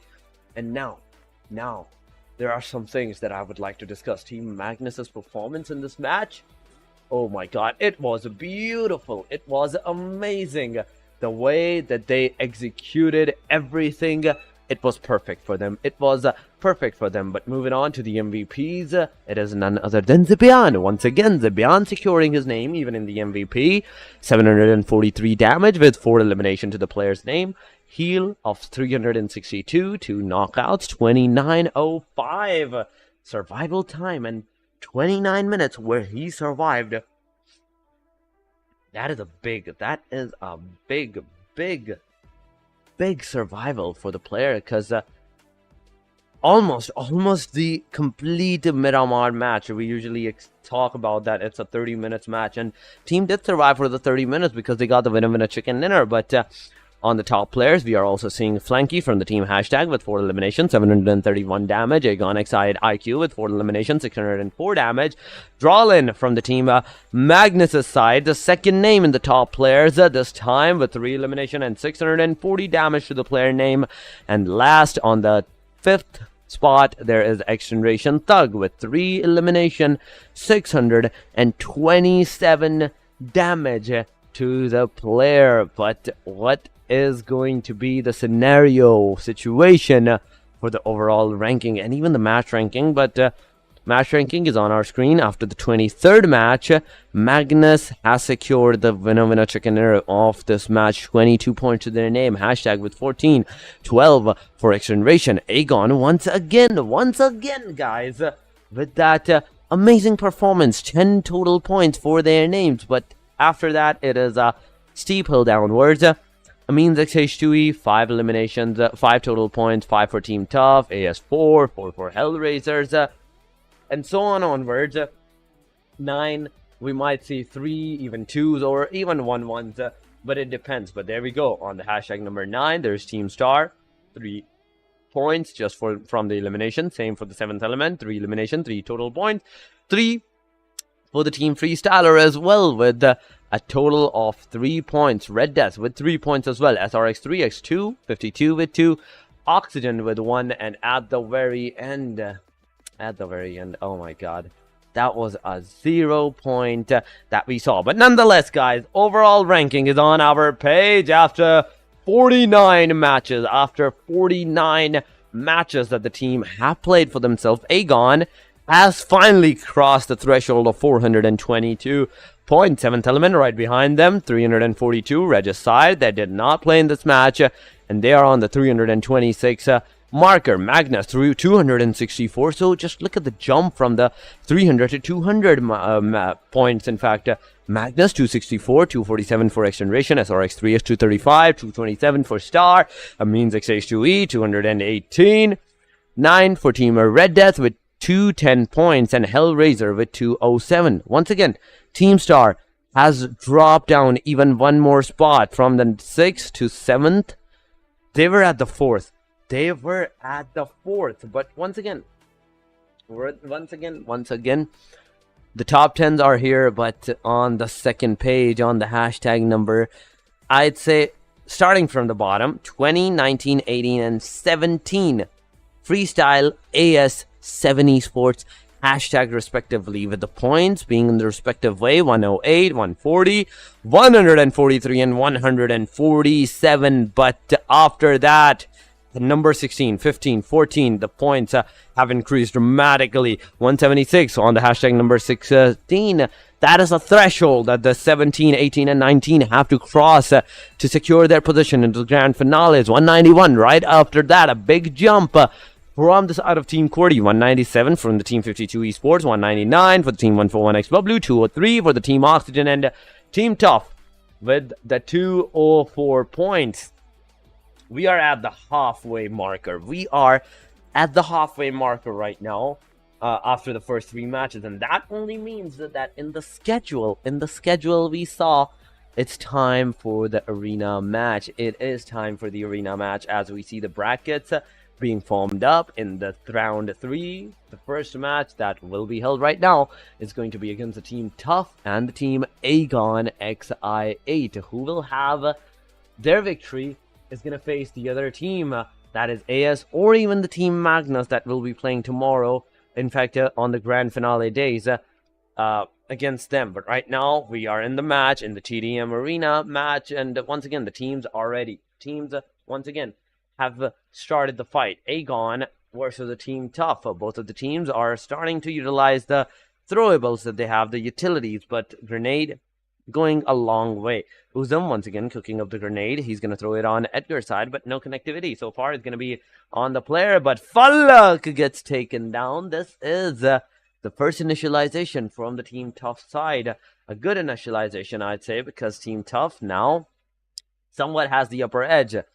Imagine surviving completely with these points against the Team in fact, Aegon XI8, and securing with the minimum points marker for yourself. But there we go. Uzum's fire mixing with the grenade. It does a tremendous amount of damage to Edgar. Edgar still going into the backside once again. Demotivated Sir in the backline. M7X, he's there. Aegon XI8, IQ in the warehouse taking the fight. M7X might be the guy that gets taken down, but so far things are looking grim for the team Aegon because they have not been able to secure out that equilibrium so far. But there we go. As I talk, the fight goes to the 5-7 in the favor of the team Tough. Tough with the utilities, with the fires that they're doing, they are making sure that they at least secure 1 to 2 points ahead of team Aegon XI8, and that's what's been putting them up on the upper edge so far. Edgar receiving some damage. Falak is here. M7X in the clothesline vicinity. The fight is happening. Edgar is there. But will Team Aegon make a comeback is the big question. This is the big question. Edgar is here. Demotivated Sir is there. M7X. They're there at the same time. But at the same time, look at that. Aegon once again almost putting the equilibrium 8-10. It's a big jump. Once again, 9-10. Almost going back to the equilibrium. Taking the level 3. A good, wise choice that you can intake a lot of bullets on yourself. But IQ's with the util. He has done a tremendous damage onto the player. And with the Groza, he has made sure that the damage do not get healed in overtime. But 11-11. Finally, Aegon taking the lead.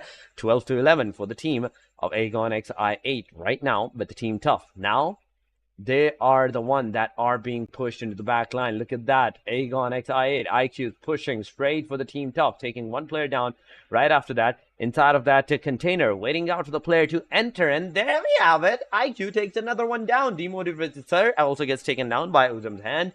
Constant fight. Where a while ago we were seeing Aegon being the one that was struggling. Now Aegon has 4 points. 4 points difference against the team Tough. There we go. Almost an equilibrium, but no.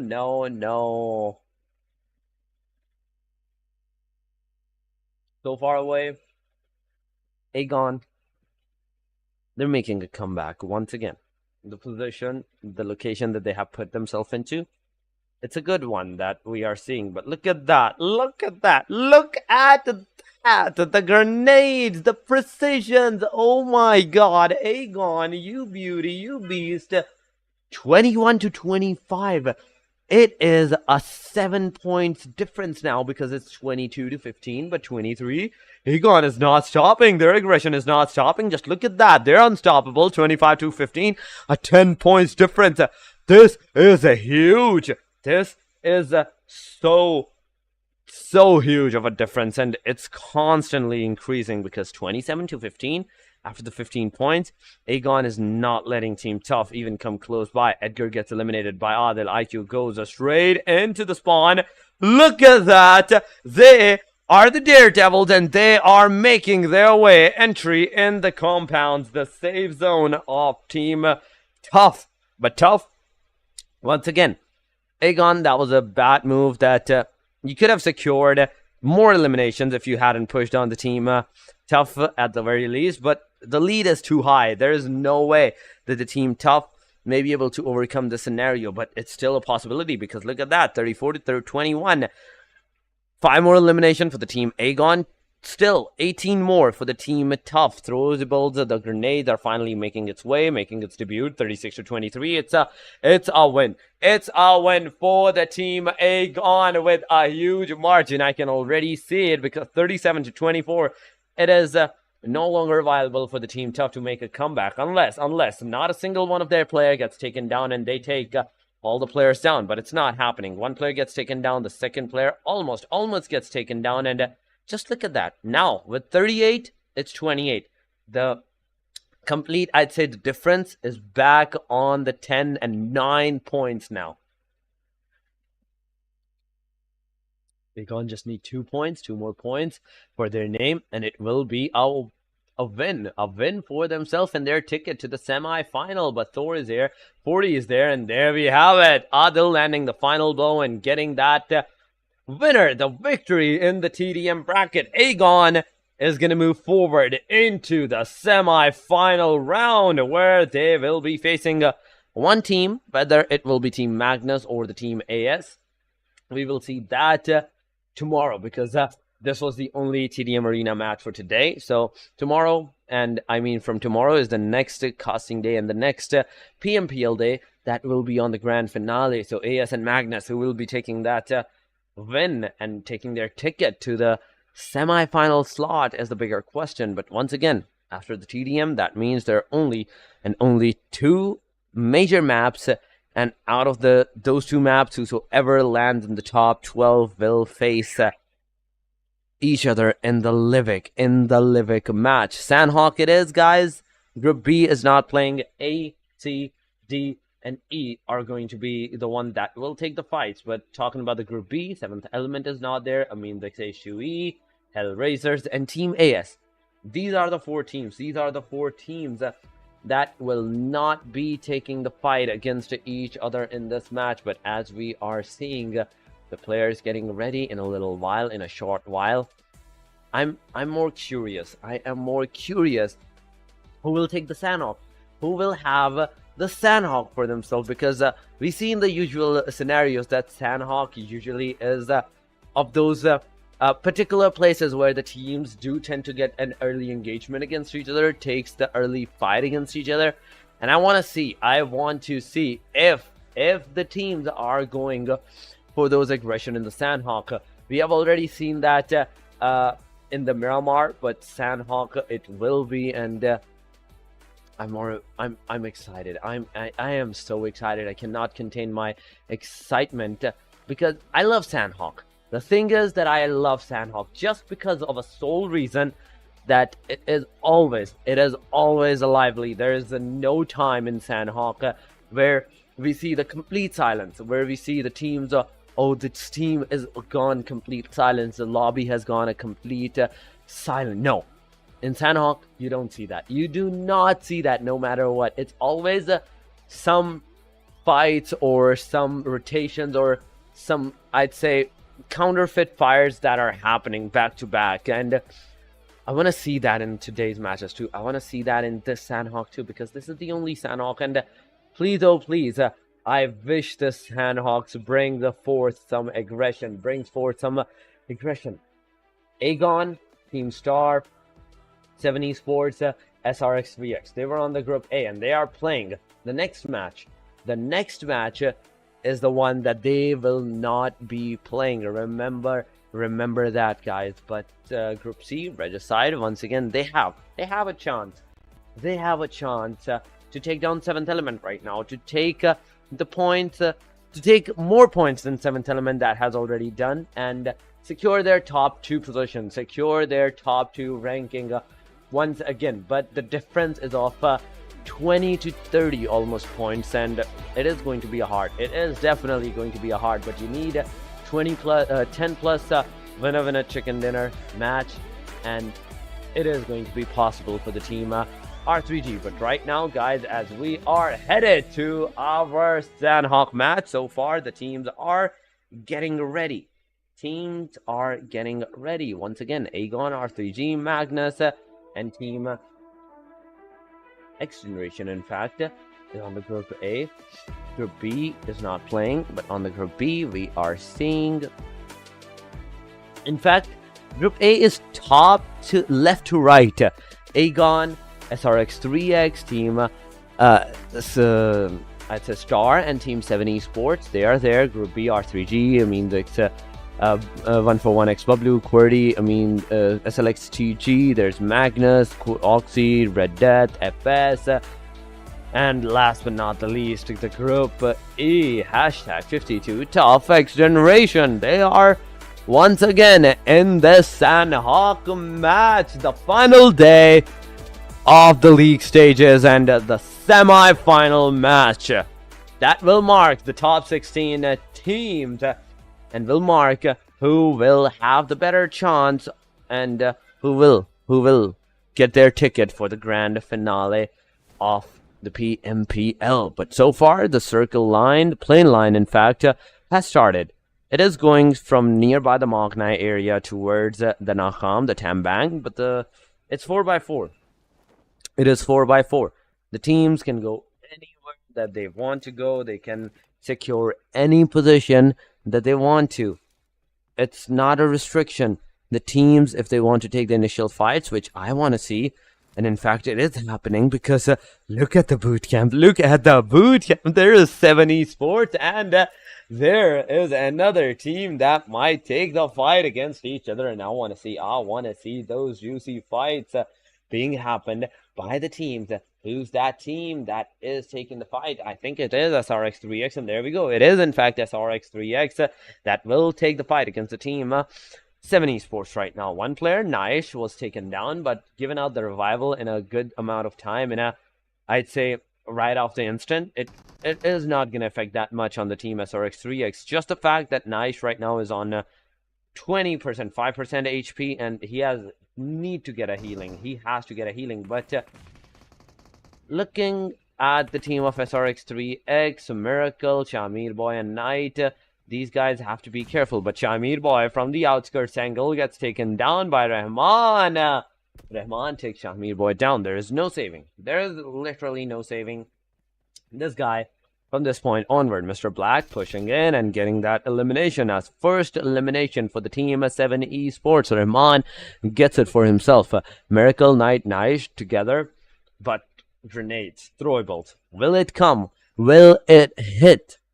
That's a bigger question right now, because Joker Sir has a grenade in his hand, and if he throws, if he hits the players of the team SRX3X, it's going to be a disaster. But Mr. Black entering out in the compounds. Look at that. Mr. Black first opening up the door and assessing the situation where the players are. But look at that, Mr. Black from a different angle taking down Knight.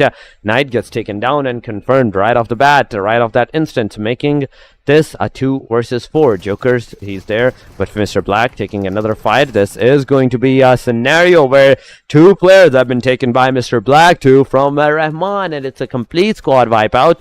First team, SRX3X, being the one team that got eliminated early stages. 15 total teams, 60 players, defeats 4 right now for the team Se7en Esports, and the rest of the players, the rest of the teams, whether it's hashtag 52, Top, XGeneration, FSRD, Oxy, Magnus, SLX, TQ, 141, R3G, Team Star, Aegon, and Se7en Esports. Their positions are on a completely different one from one another. No one, and I mean no one, might get into the fight, but I can be wrong, because I have said this a multiple time, and as soon as I've said this, that the teams are not going to get into the fight, the teams do tend to get into the fight. And right now, I'm looking at myself almost being proven wrong once again, as Team FS closing in towards the Team QWERTY. FS do not have the slightest of idea where the Team QWERTY might be, and if they come out in the open, it is going to be a surprise. It is going to be a surprise by the hand of Voltrux and even the freestyler QBU, Victor, in both of these players' hand. But where the rest of the players, where the rest of the 2 players are, is a bigger question. FS on the other side, 3 players are in the camp. I think this is Charlie. This is in fact a Charlie, and outskirts of Charlie is just 1 player. That is Wasi. Slowly and steadily, he's pushing forward, but with the Vector, he's going to be taken down. He's down on his knees. FS now knowing that in the front line, there is another team that they have to be wary of, that they have to be careful of, and staying in a safer side is not a question anymore, because Wasi's down. You have to go and give out the cover. Give out the cover to Wasi, and if you're not able to do that, you have to at least take the revenge factor for the team, for the player, for the player right now. But Hussein has a DBS, Team FS. Wasi is still bleeding out. No one is going for the revival, but in the clothesline, Hussein is going to take the fight against the team QWERTY Khan. Valu is on the other side against Team Magnus. It's happening. Finny taking down Valu, taking down Chotu Khan in the clothesline, taking Hussein down. But no, Hussein is going to be the one that has taken down QWERTY Khan. The fight goes back to a 3v3, but in the kill feed, there's a lot of fights that's happening. Right off the bat, there's Team Magnus. As one player and both of the players gets revved back. Once again, Team Magnus got a knock, but Revival was on time. Balud gets eliminated, and F52, in fact, is surviving on their last player. But look at that last player's HP. It's not even visible from here. I cannot see it. If you can see it, do let me know down in the comment section as well, and make sure you guys do hit the stream. So far, 15 teams are still in the match, and as much as I'm looking at Team 52, for a split second in my mind, I register, okay, they're eliminated, but then I look at the team numbers, and they're still 15, but there we go, finally, 52, with the one man standing. It is up to that single guy to make a comeback for the team and secure some good points. But Hussein taking down Wolverine as well. Team QWERTY is on the receiving edge right now. Team QWERTY is receiving a lot of damage in comparison to the one player elimination that they have done on the Team FS. And the revenge factor, and I think the trade-off is much more that they could have asked for at this time. 2-player down, that means only the last 2-player, Voltrux in one angle, the other one on a different one are going to be the only 2 players that will survive, that will mark the place that can be in a safe side. But look at that, there we go, Wolverine gets finished off. Team QWERTY, Freestyler taking retired black with him, he confirms it, and oh my god, this is getting entrusted because QWERTY and Team FS, both of the teams are right now with a duo surviving from now point onward. But Winky, you just crossed the player. You did not spot him out, but now is the card take down that's happening. But no, Winky, at the same time as he was trying to do the card like elimination, he was also staying in the safe side, and there we go. Not Winky, but Hussein taking 3 players. 3 players, let me repeat that, 3 players of the team that was in the close line. That is the team QWERTY. Hussein, you beauty, you beast. Freestyler being the last guy standing for the team. It's up to that guy, whether he's going to survive, whether he's going to take the fight in a risky situation outside of the circle, and it can be a high risk, high reward for the player, yes, nonetheless, but he has to be careful on the fact that it's Sanhok. Circle, staying out can be lethal as well. The first stage has closed up, and look at the circle. It has gone a western, in fact, shift southwestern side. Whereas hashtag R3G, SLX, 141, they're together. They're in the close line. It can be a 4-way deadlock, but XGeneration, they're coming from the backside. They can be that team that does the backstab on the player. But so far, talking about the team R3G, 141 is on the receiving edge, but in the close line, R3G Noki is just chilling out, waiting near this boulder, that if the teams do persist and cross from this location, he's going to be that guy that might stop them in their aggression. But Team QWERTY, nonetheless, has been eliminated on the hashtag number 15. The last guy, Freestyler, gets finished off by the circle. The kill denying for the team, for the players, so they cannot have that extra elimination. It's a good, wise choice, but getting eliminated at this early stage, it's a bad scenario. But look at that. The fight has finally started with 1-4-1. Bublu Serious confirmed 1 player of the team XGeneration. XGeneration came in for the rescue. Just look at that. Taking 1 player down, confirming him right on his face. XGeneration, Alpha Boy is out. RF is super low. He has to heal, but he has to be given out that first aid healing first. Janaza trying with the utils, trying with the grenades, but no connectivity whatsoever. But look at that. Hunter's grenade is going to drop down Droppy. Droppy's down on his knees. Similar side. Arif is down from the XGeneration side. Hunter having the DBS. He's going to take the 1v1 outskirts. DBS, 1 shot, 2 shots. Both of them missed. Hunter is down on his knees and he gets the confirmation. Thug, it's all up to you, guy. It's all up to you. It's all up to this single player, how he's going to survive, how he's going to take the fight. And he takes him down. He takes the final player of the Team 141 Bublu down, but losing 2 of his players in the process. RF is also on his knees, but will be given out revival shortly after the elimination. XGeneration surviving with 2 players, 52 still surviving with 1 outside of the circle. Hashtag with the 4, FS with 2. But all I am seeing right now is only these 3 teams. 52 with a single, XGeneration with a duo and a trio. In fact, another duo for the team FS. But the rest of the teams, the rest of the 10 teams have a complete squadron for themselves, squad rooster for themselves in the match, and their strategy is not compromised yet. Yet is the right word for this complete fights. But right now, talking about the team Se7en Esports, they're in the clothesline vicinity of the team XGeneration. They're in the clothesline of the team XGeneration, but will they take the fights? Will they take the fights? This is the bigger question. But in the kill feed, there is the team FS taking the fight against the team Tough. Se7en Esports also pushing on. Thug gets taken down by Mr. Black. Mr. Black gets 1 down. RF is going to be the last guy standing, but the grenade might hit the spot, might hit the player, and it marks the end of the team XGeneration. Dead player, killing and making sure that the other team, the enemy side, stays dead. But Tough versus FS, it's finally happening. Winky being the guy that is down. Team Tough surviving with 3 players, confirming at least 1 elimination. And there we go. The second elimination is on their way as well. Hussein gets eliminated, gets confirmed. With that, another team, FS for sure, gets back to the lobby on the hashtag number 12, leaving only the top 11 teams. Circle, once again, it's an unorthodox. Just look at that. First of all, it went a complete Western. Once again, it went a complete Western, but this time around, it has gone to the eastern angle of the places. Painan, Se7en Esports, boot camps areas are in the circle, and even the ruins and southern angle of ruins are inside of that circle as well. But RD, what are you doing? You are right now outside of the circle, and you have to take the fight. But Oxy's have TDM.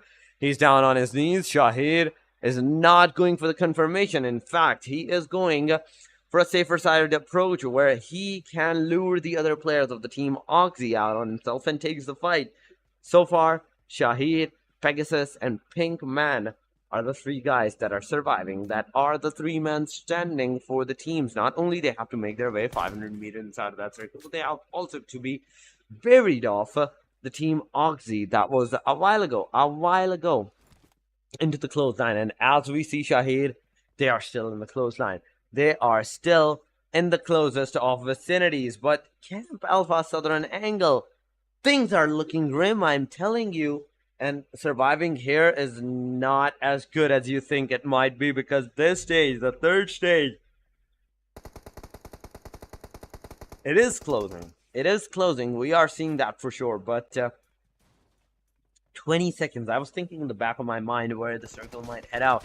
If it goes to them, if it goes to the Hardy Western area, Hardy might have an easy entry. But Hardy right now taking the fight against Oxy Endless. Endless gets taken down, and a confirmation on the player's name. Oxy Endless no longer into the game. Magnus, Team Star, taking the fight once again. Look at that. Constant fights are finally happening. Hardy outside of the circle. Look at the damage that they are receiving. 1 more player, Pink Man, outskirts of circle, gets taken down. Mr. Black also receiving some damage with Star Miracle outside of the play zone. He also gets taken down. So a lot of different teams, a lot of different places where we are seeing the fights happening, the players getting taken down, the players getting eliminated at that time. And those are the big things. These circle shifts are what's making the difference, what's making sure that the fights do not stop whatsoever. In 25 seconds, once again, the circle's going to start. Magnus have to move inside of that circle. There's Team Star that is already somewhat outside of the circle.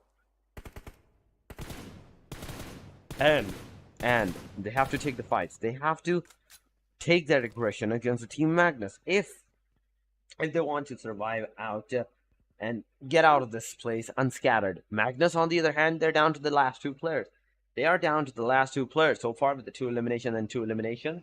On their side, it's a good, and I say it's an equal start, but it's not going to work for you in the longer run. It's not going to work for you in the later stages. But look at that. Magnus Rollin breaking the car of the Team RD, bursting it down, getting that elimination, and Team RD is also out. Single player elimination from the team Magnus is drawn inside, but look at that. Look at that. Se7en Esports coming for the fire. R3G securing the Magnus's elimination. So not just 1, not just 2, but 3rd parties, 4th parties are finally happening. Drawlin under the bridge. He is not under the water, but he is under the bridge, and someone needs to help him. He needs to help himself at that time, but R3G with the first elimination, 2 eliminations to their names, and he gets another team, 52 Esports, out of the match.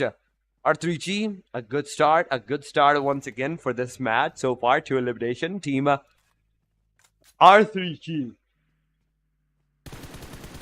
Let me tell you about them. R3G, we saw they were on the hashtag number 3, and to secure the hashtag number 2, they have to secure at least almost 30 points, close to 30 points in a single match, because in the next match, 7th element is once again gonna join, and you don't want that. You don't want that 7th element to take some more eliminations than you do, and stays, maintains, and secure their number 2 position. But look at that, outside the play zone, there's Team Star also struggling. 1 player gets taken eliminated. A confirmation on the player, but Se7en Esports, Rahman, he's also outside of the circle. He gets into the Mirado, try to make inside of that circle, but no, it's cut short because of Noki's fire. Rahman gets taken down, Joker, and dead player. It's up to these guys. It's up to these guys off the team to make a comeback right at the vicinity, right from this point onward, because we are down to the top 7 teams. Star, Se7en Esports, Team Tough, hashtag SLX, Aegon, and R3G. They're the ones. They are the ones that are surviving. Not with many players, because all I see are 4 total teams.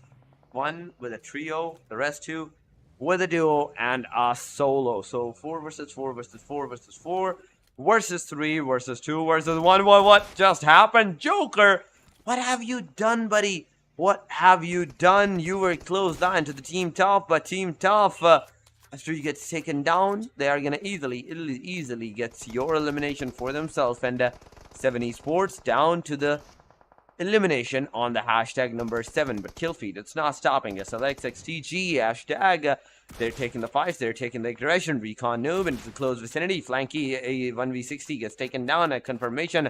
Aqua also with the confirmation. SLX, so far, Recon Noob securing 3 eliminations out of the 3 that he has. It's a 3-3 to the players and name. The rest team, they're only providing cover right now. But Eagle View, we can see hashtag Team SLX in the clothesline vicinity in the ruins area. But remember this, teams have to remember this, that this is the stage number 5. Stage 6 is about to be formed, and the stage, as much as it's a big one, you cannot like deny the fact that this Sanhok match marks that early aggression fight. But right now, we are seeing R3G, Team Tough, taking the fight against each other. Oh my god, Naki gets taken down. It is a good start. Once again, Team R3G going with a good start against the Team R3G. R3G is on the receiving end. 6 teams are surviving, 15 players. And these 15 players, even right now, I'm telling you, in the stage 6, as you cannot be surviving outside of the circle, because it can give you the backstab at any time. It can increase its damage any time. You have to constantly stay in the circle. You have to constantly make sure that you are at a safer side, and you are at a place, you are at a location where you can have a good position for yourself. But R3G, can they secure a good amount of eliminations for their top 2 positions, or they're gonna stay on the hashtag number 3. But hashtag leader, there we go, against Team Star. Daniel gets taken down, Hashtag number 6, 2 eliminations. 4 total points that the Team Star has secured in this match. We are down to the top 5 teams, where these top 5s are once again in a complete chaos as SLX TG Destroyer gets taken down from the backside. There is a leader coming into the vicinity. And remember, team hashtag is down to the last player. Leader is the last man hope for the team. But Aegon, you are pushing. They are pushing on the team R3G right now. Se7en taking hashtag leader down. It's over for the team hashtag is over. R3G, Naki's down. Roshan is on his knees. Waz and in fact the third player, that is Waz, and alongside the Se7en, they're the one giving cover to Roshan and making this a 3-man squad. Still staying with a 3-man squad, but Team Tough, they're outside the circle. The moment they're gonna reveal themselves out in the complete open, they're gonna be bombarded with some shots. Aegon, on the other hand, they're playing it a little bit safe, but I'm not seeing them inside of that circle. They still have to move inside. Top 4 teams on our screen, on top of the screen, where R3G has 3-man, Team Tough has 3-man, Team SLXCG has 3-man, but Aegon with a complete squad. Just look at that. This complete squad is dominating. They are dominating constantly. 5th elimination, Aegon Excited Blade. The 3rd one to his name, Team SLXCG. Down to the last man standing, R3G Se7en with that 6x scope, M416, but not that much of a bullet. Not much of a bullet, but look at that. A beautiful and a spicy fire on Blade. Not just 1, but 2 players of the Team Aegon are right now down. The players needs to go. The players needs to rev in an urgent matter, in an urgency. Joker Sir waiting out for the player of Aegon Excited, the Uzum, to move forward, and then they will take the fights. But Uzum knows the exact location of where the players are, but there's also Molly's, there's also the Uzum's location that has been revealed. Uzum is on literal fire, but now the fire has been extinguished. Joker Sir once again on the receiving edge. It could have been a deadly scenario for the player because R3G is the one on that angle that are throwing the grenades. But look at that, Recon Noob gets taken down. It's over for the Skyline XTG on the hashtag number 3. Team Tough fighting against Aegon. Uzum is down. Falak, Divine, and IQ. In fact, IQ and Falak are the 2 players. That are surviving, that are alive for the Team Aegon right now. But R3G, they have the man advantage. They have the position. But this is the 9th stage. The 9th stage has already started, and no one is gonna be safe from this circle. But Tough Tarzan, it is a tough grenade that you have thrown on the Team R3G. The complete advantage that the Team R3G had. It's done and dusted. Vaz is the last guy standing. DBS, constant shots on the player. Some damage on the players, but Vaz is still surviving with 0 HP, and he gets taken down. It's over for the Team R3G. The fight goes to a 1v2. Edgar, Joker gets taken down, and it's over. Team Aegon with the complete calm composure. They takes that winner chicken dinner for the 2nd last match as well. The Sanhok, and with those elimination numbers to their name, it's a total of 16 points for themselves as well, with 1,068 damage. No one now. Even yesterday, we were pretty sure no one's gonna take them down from the top position, reigning position, and it is completely sure right now. But guys, right now we will go on a short break, so we will be right back.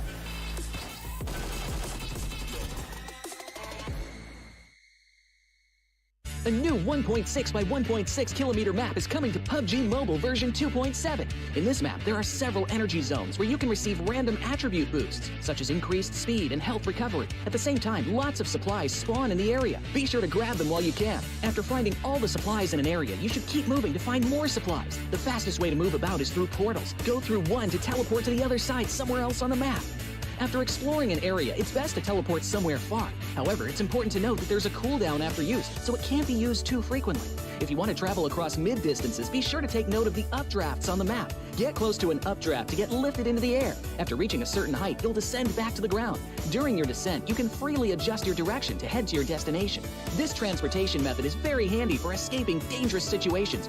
Another thing you have to watch out for are the volcanoes on the map. The lava erupting from these volcanoes can cause damage within a certain range. Be sure not to step on the lava, otherwise you'll keep taking damage and lose health. After arriving at a new area, be sure to search for exclusive crates. Approach them to get exclusive themed supplies. Apart from exclusive crates, timed airdrops are also a great way to get supplies, so make sure to keep an eye out for the countdown timer on the minimap.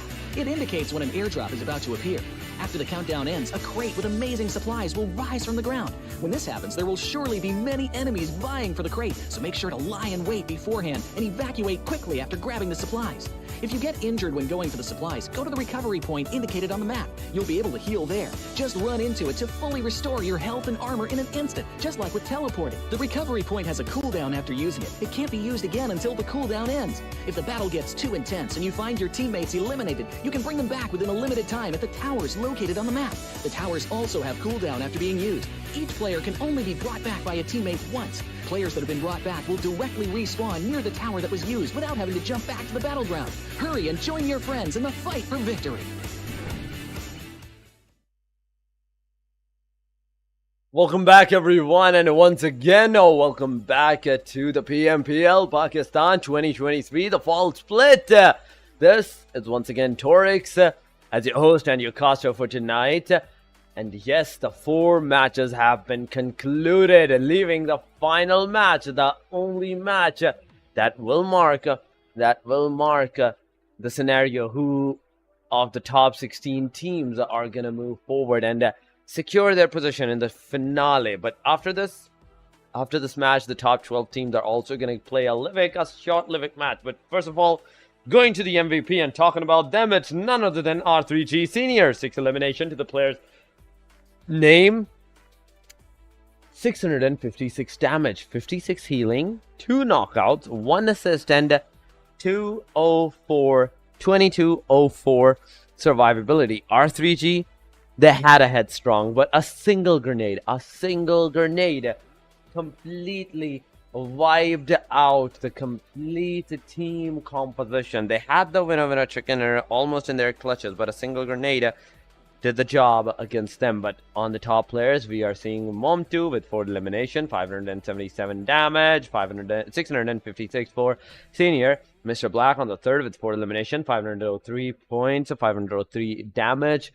Falak from Aegon side, 3 elimination, 448 damage. And last but not the least, Recon, 3 eliminations and 440 damage to the player. Average survival, even though we are seeing almost 22 minutes marker, Mom2 and Mr. Black are the only 2 guys in 10 minutes and 15-minute marker. They got the top positions for themselves, and these are some, I'd say, good amount of performances from these players. But on the match ranking, we are seeing Aegon with a winner chicken dinner, 16 total points to their name, 13 for the R3G, Se7en Esports with 11, Team Tough with 11, 7 for the Skyline XTG, 5 for Hashtag, 4 for Freestyle, and 4 for the team Magnus Esports as well. So these are some big things. These are some big jumps from double to single digits that we see, because total points on the hashtag number 4, it's 11. After that, a sudden drop of 4 points comes in, then 2 points, then 1, 1, 1. And on the hashtag number 9, from 9 onwards, the second page, we are seeing the team star with 4 points to their name, 3 for the team XGeneration, 2 for the team Red Dutch, same for Bublu, same for QWERTY, but 1 and 1 for the team Oxygen, and 52. But SRX 3X in this match, they were the one on the receiving edge, and they were the one that got eliminated at the early stages. So not a lot of spaces, not a lot of position for the XRX 3X to play at, and it is I'd say a momentum setter match for this one. It is either you do or you don't. It is either you do and you die, because there is no in between. You're either gonna completely dominate this match, this final one, or you're not gonna do that whatsoever, and you're gonna stay at your positions. But yes, I am really excited, in fact, on who on who will take this match, because in the last one, after this, guys, remember, hold up, there is still one more match after this one, and that is the Livik one. Remember that Livik will have only top 12 teams, but Erangel, we have seen that. We have seen Erangel, we have seen the Miramars, we have seen the Sanhok in today's, and now the final match. Oh my god, it's going to mark the complete difference. Every team, every player right now in a position that they are put into, this match is going to be crucial. And as the group A is not playing, in fact, in this match. Group A compromises of the team Aegon, Team SRX, Team Star, and the Team Se7en Esports. Star, Se7en Esports, and SRX already they were on the second page almost. And that position that they did not secure for themselves, it's going to be a hectic one. It's going to make sure that somewhere in this area, it will be hard for them. It will be once again hard for the team to play it out, because this match is not for them. The Group A, it's done and dusted. They're not playing.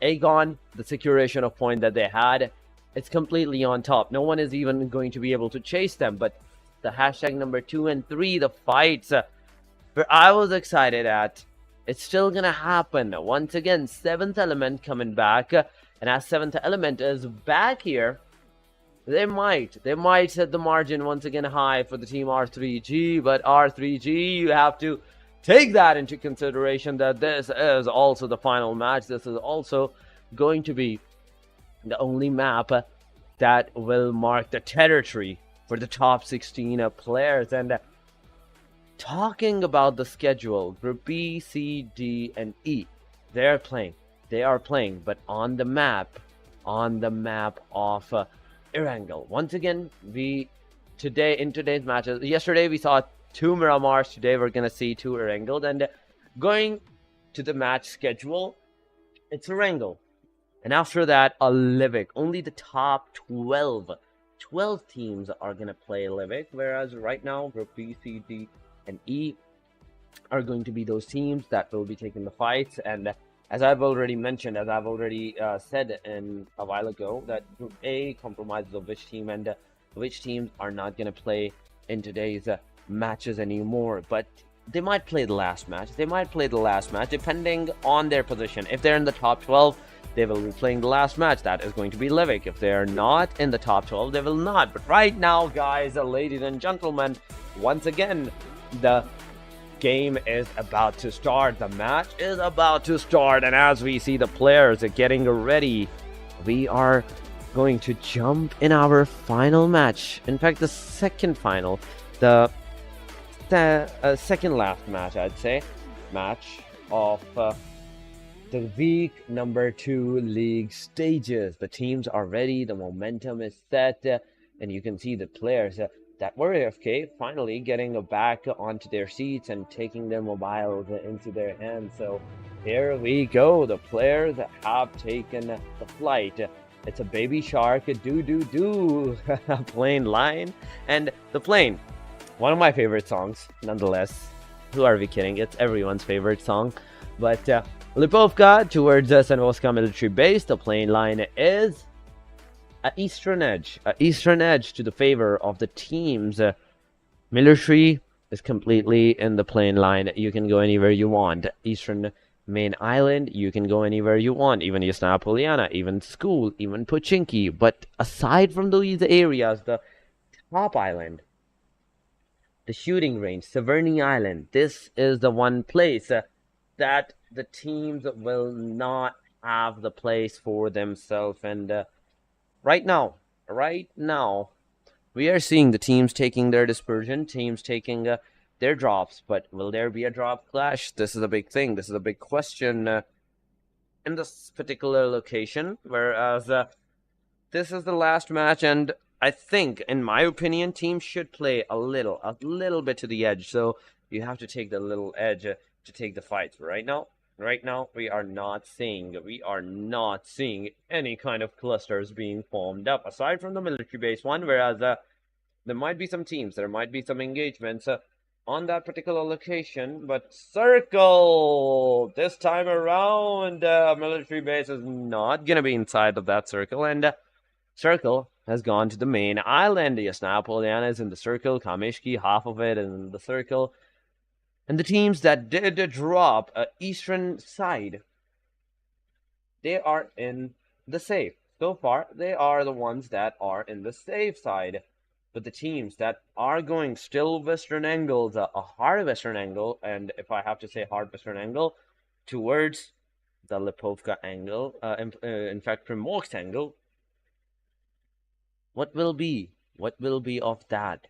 What will be of those teams that wants to come inside of that circle as fast as possible, because the position that they have already put themselves into, it is a complete disarray.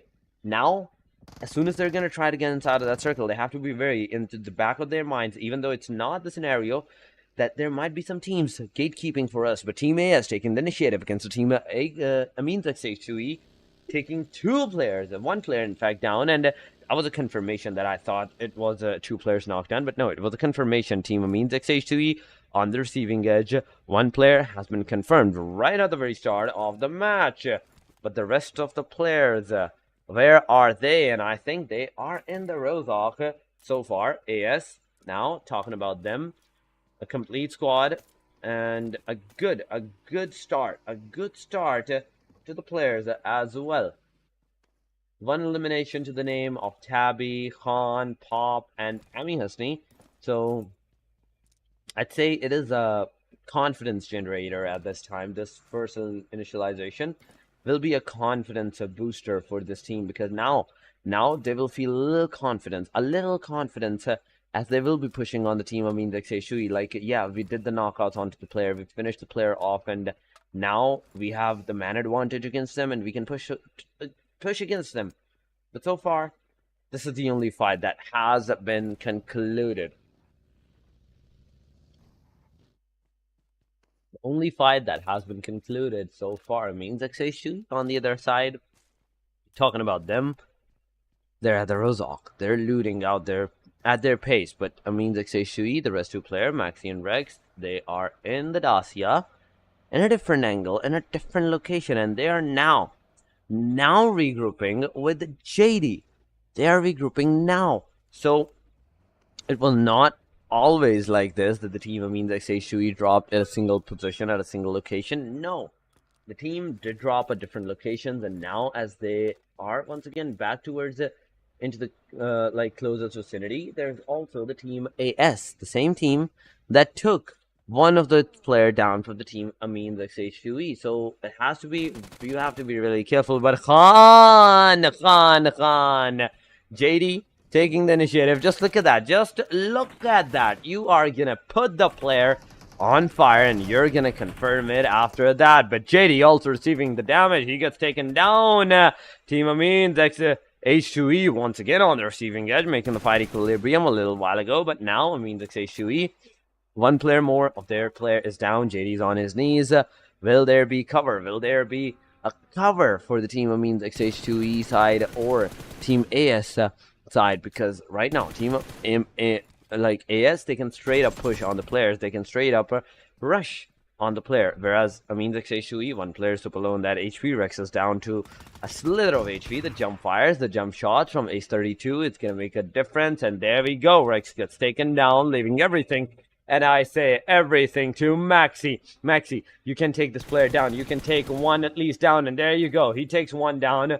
He is hoping to take the second one down, and he does it. He takes the second one down. It's all up to a 1v1 against a pop, but no, you do not have to pop your head at this particular angle, because from the backside, from the front angle, there's Pop waiting out. Once again, that you're going to pop your head, and as soon as you do, remember that. Heed my call. He's going to shoot at you with the AKM that he has the confidence of. He's already on the peak, and he's waiting out. He is waiting out for you, that you are going to peak, and he is going to take the initiative out of that. Amines XH2E, Maxi once again getting up, taking the fight against Pop. Oh my god.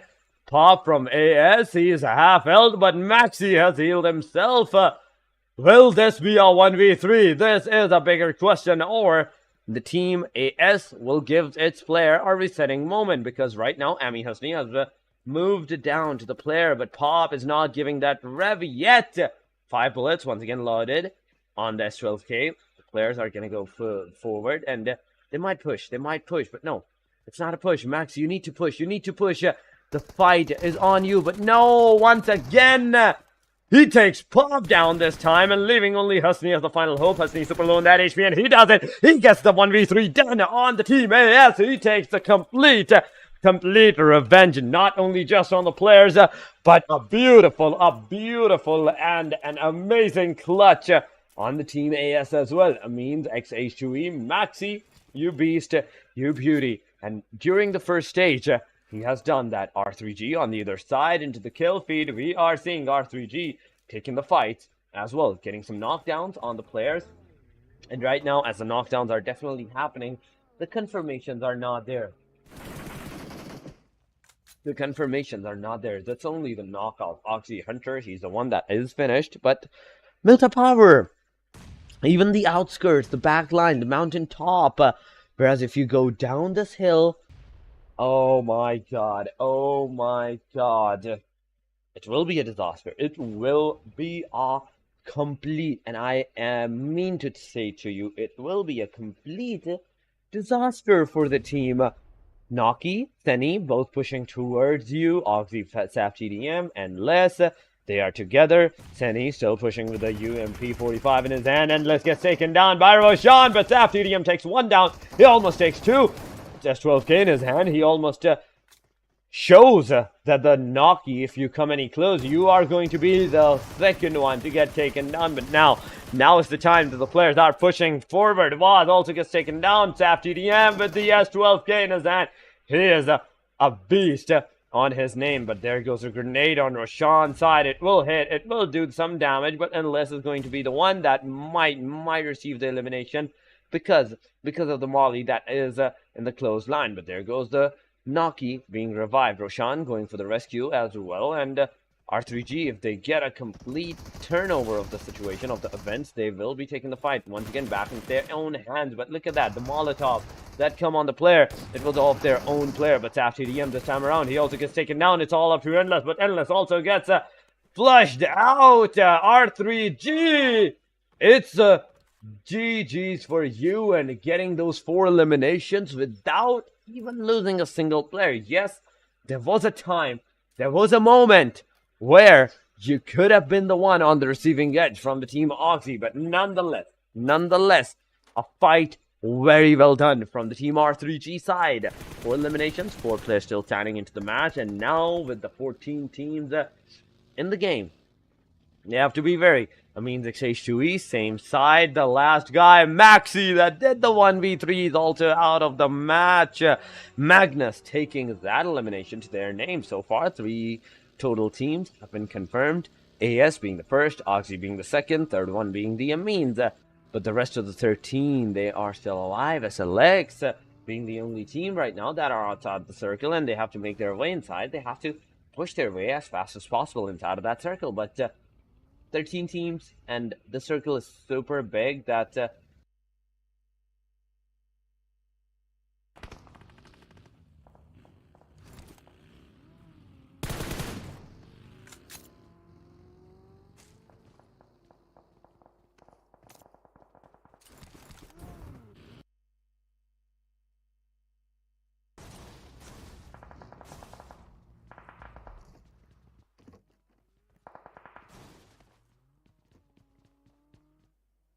as they want to stay.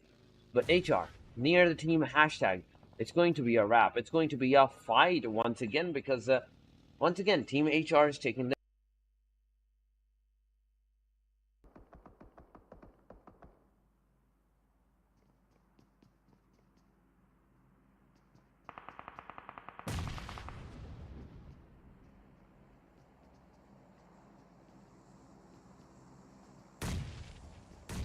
buggies are on their disposal. They are trying to scout out the players, but they have to be careful from the back line of these.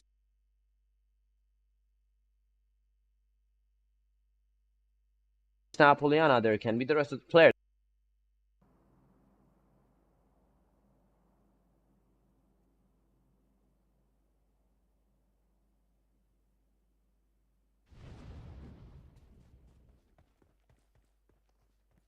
Flanky gets taken down, and he gets a confirmation on himself as well. It's a confirmation on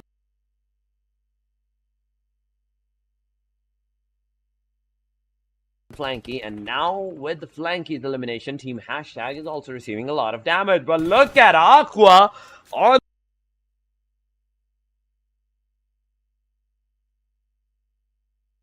a longer distance. Cheers takes him down.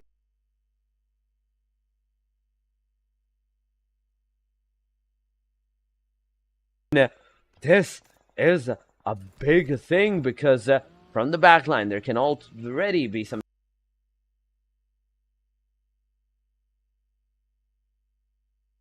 teams that might be in the closest vicinity to take the fights, and that is Team RD. RD take Hashtag's 2 players, second player down. In fact, that next a while ago took down Hashtag being on the last 2 players.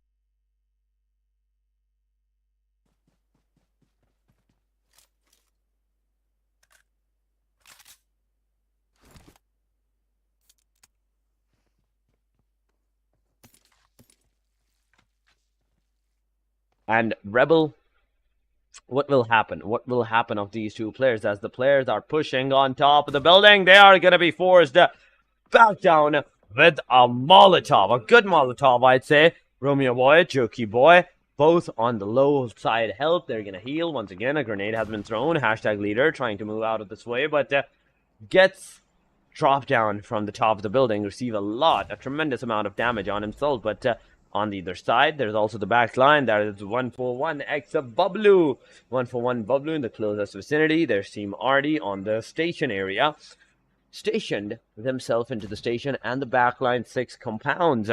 So, RD also have Yasnaya Poliana to their name. Team Hashtag have Yasnaya Poliana. Team HR has Yasnaya. Team 141X of Bublu a while ago had Yasnaya, but fights are happening out of the Yasnaya in the open vicinity where this is close line to the shelter. Team XGeneration versus the team FS is finally happening. FS being the one that is being pushed on. Hussein is going to be the last guy standing for the team. It's all up to this guy whether he's going to take at least 1 down or 2, but no, he's not going to take at least even a single player down. Gets eliminated on the hashtag number 13. Team XGeneration marks their 4 eliminations in this fight as well, without even losing a single player. But Wolfrix cooking the grenade. If you throw on top of the building, it might hit R3G, but a grenade thrown a little bit early, and it's a bad thing because you have thrown it a little bit early that R3G had enough time to get out of this position, but he's coming from the back, takes 1 down, takes 2 down at the same time from the back angle. Freestyler gets him down. R3G taking the 2 initiative, taking the 2 knocks. It's a good start. It is an amazing start. R3G with so far 5 eliminations to their name, 6 or even 7th, maybe even coming in close line. If they manage to completely eliminate the teams, it can be a total of 8 eliminations to the Team R3G, but Team QWERTY, they're playing a little bit to the safe side, but airdrop looted by Destroyer from the Team SLXTG. The first airdrop, in fact, the second airdrop that has been looted, but this is the only airdrop that we're seeing being looted at by the team.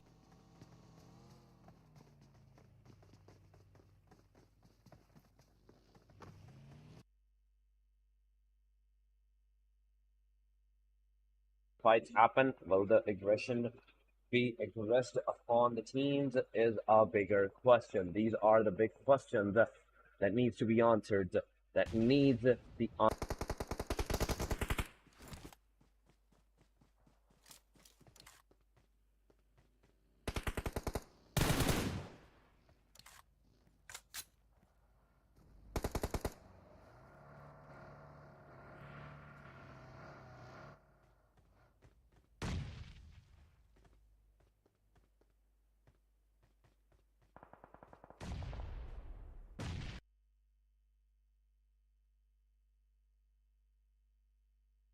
It can be of a disaster for the team. It can be of a disaster for the players. But so far, in this vicinity, in this particular region, players have to be careful. Players have to be. We are also seeing some slight drops on the number of the teams, because in the stage 4 we are seeing the 10 teams that are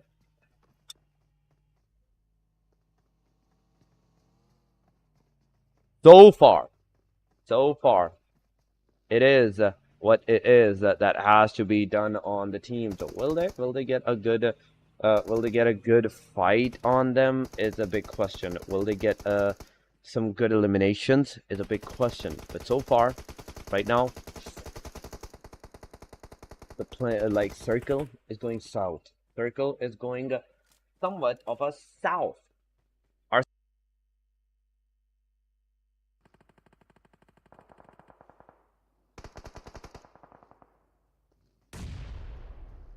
Look at the eliminations. 9 eliminations.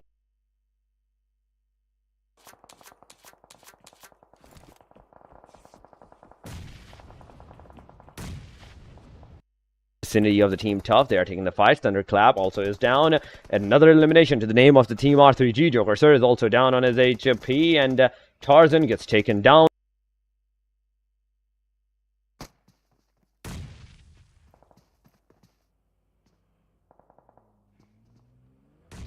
In 2 downs, the third one is Roshan. Roshan, you have to.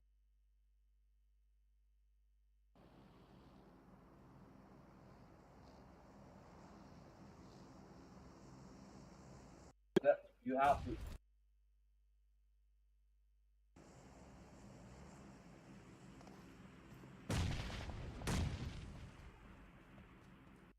Yourself, in fact, at this time, but look at.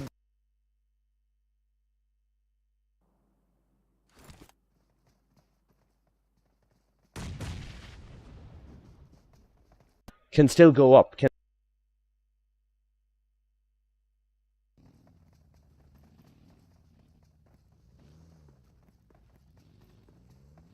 Sir and Thor, they're two.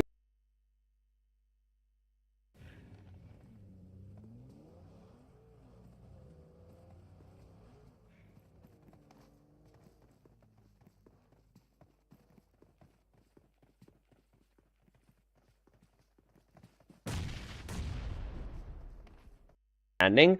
Backline, Team RDH.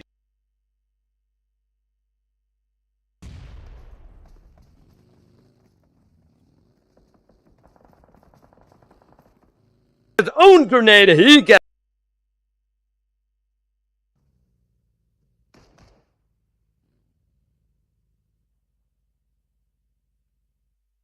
Position not so.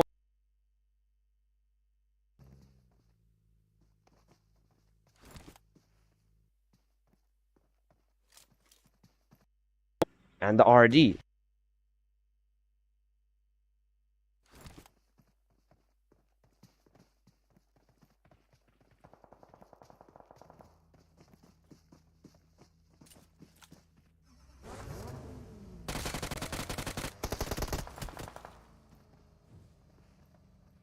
I've had this location, Jokey boy, look at that.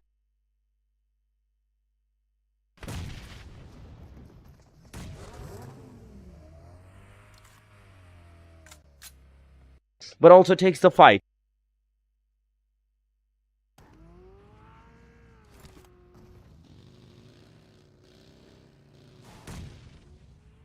So they even have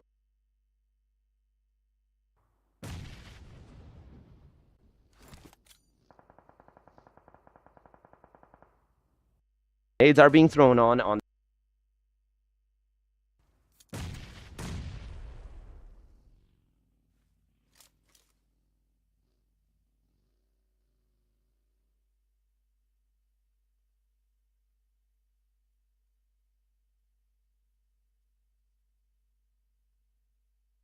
Is a complete disarray of the players. It's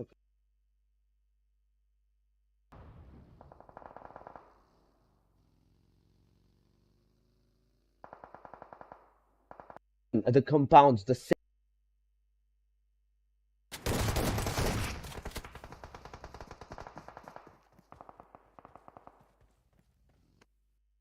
gets into the car. He's gonna.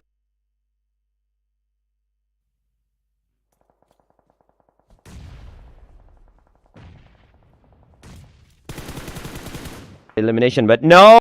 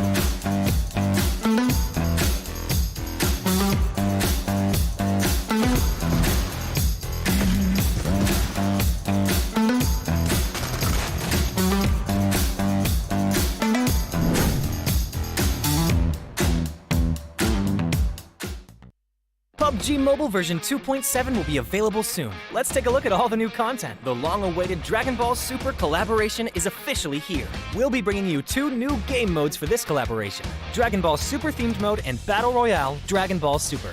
Dragon Ball Super themed mode will be available in Erangel, Livik, and Sanhok. In this mode, we've incorporated Dragon Ball elements into the classic Battle Royale gameplay. All players will embark on a journey to find the Dragon Balls to summon Shenron. Collect the Dragon Balls scattered throughout the map.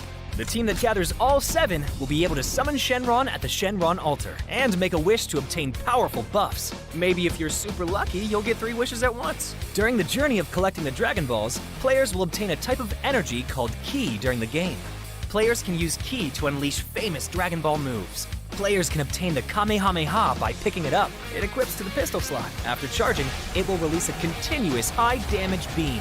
Bukujutsu is another skill that can be picked up during a match. Players can use this skill to fly freely in the air and make quick tactical maneuvers. The Senzu Bean is a new recovery item that is incredibly effective. The Dragon Radar can display the location of Dragon Balls that haven't already been claimed by other players. It can help you collect the Dragon Balls more quickly. The Air Car can carry up to 3 players. It's easy to put away and has better performance than regular vehicles. Tenkaichi Budokai, Kame House, Korin Tower, Dragon Ball Village. These are some famous landmarks that will appear in the game. Call your friends and explore with them now. The collaboration this time even has a hidden challenge, named Dragon Ball Trial. Win consecutively in the themed mode for a chance to take on the challenge. After accepting the missions, the team has to follow the instructions and gather 7 Dragon Balls. During the process, your team's location will be exposed to other players. All players will be drawn into battle for the Dragon Balls. To win the game, the trial team must successfully secure the Dragon Balls, defend the altar, and then summon Shenron. Are you ready for the challenge? In this standalone mode, named Battle Royale Dragon Ball Super, players can roleplay as iconic Dragon Ball characters, use powerful, unique moves in a brand new anime-style map, and become the ultimate victor. There are 5 Dragon Ball characters in this mode. They are Son Goku, Vegeta, Ultimate Gohan, Piccolo, and Frieza. Select your favorite fighter. Master their skills to suppress your enemies and achieve victory in intense battles. In the new version, the new Ace 32 firearm will be made available on all maps. It uses 7.62mm ammo and has 6 attachment slots. What are you waiting for? Go try it out now. Furthermore, this update also includes a firearm attribute tag display. Newer players can go to their backpack to look at the tags of a firearm they've picked up to quickly grasp its characteristics. The new Cycle 5 Season 13 begins on July 18th. Be sure to stay tuned for the new season rewards. That's a wrap for the main new content of the upcoming version. For more information, be sure to follow our official PUBG Mobile community. Winner, winner, chicken dinner. See you next time.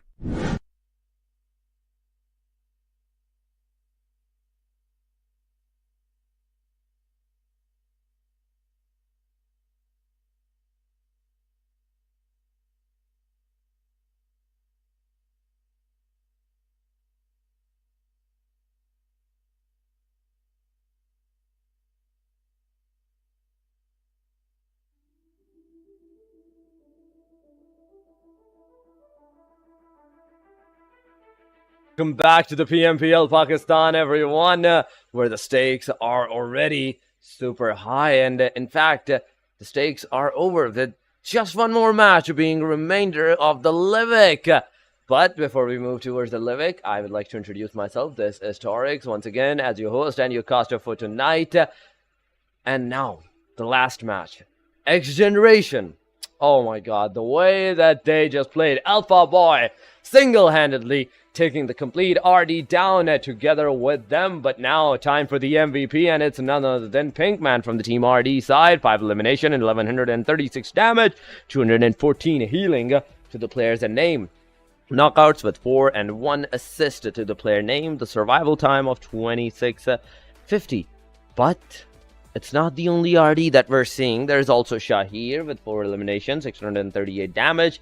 But in between these two players, the Pinkman and Shahir, there's Roshan with 3 elimination, 918 damage. Alpha Boy and Psycho from the XGeneration also securing 4 and 3 elimination each, with 468 damage for Alpha Boy and 531 for Psycho, leaving the top things. And XGeneration getting that winner chicken dinner. Oh my god, that was a amazing 1v3 winner chicken dinner. Alpha Boy, you beast, you beauty.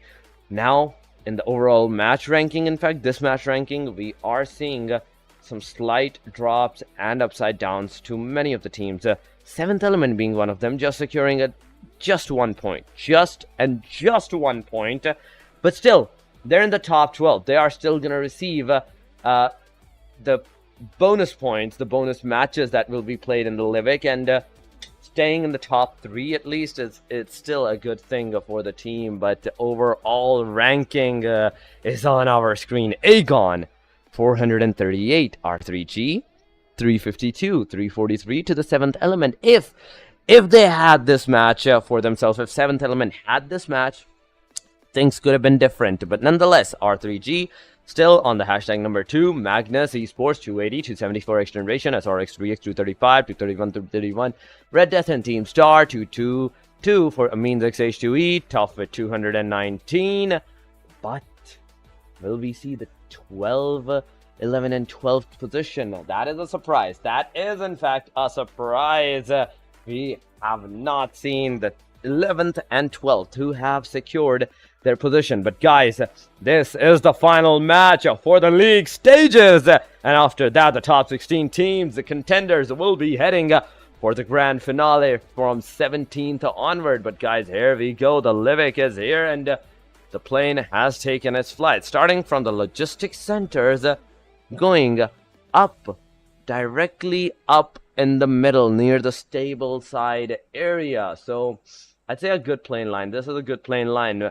Judging Livik, and with the complete thing of the Livik, you know, it's already a 2x2 concise map, the smallest map there ever is, even smaller than Sanhok, where only the limit of the players is 52.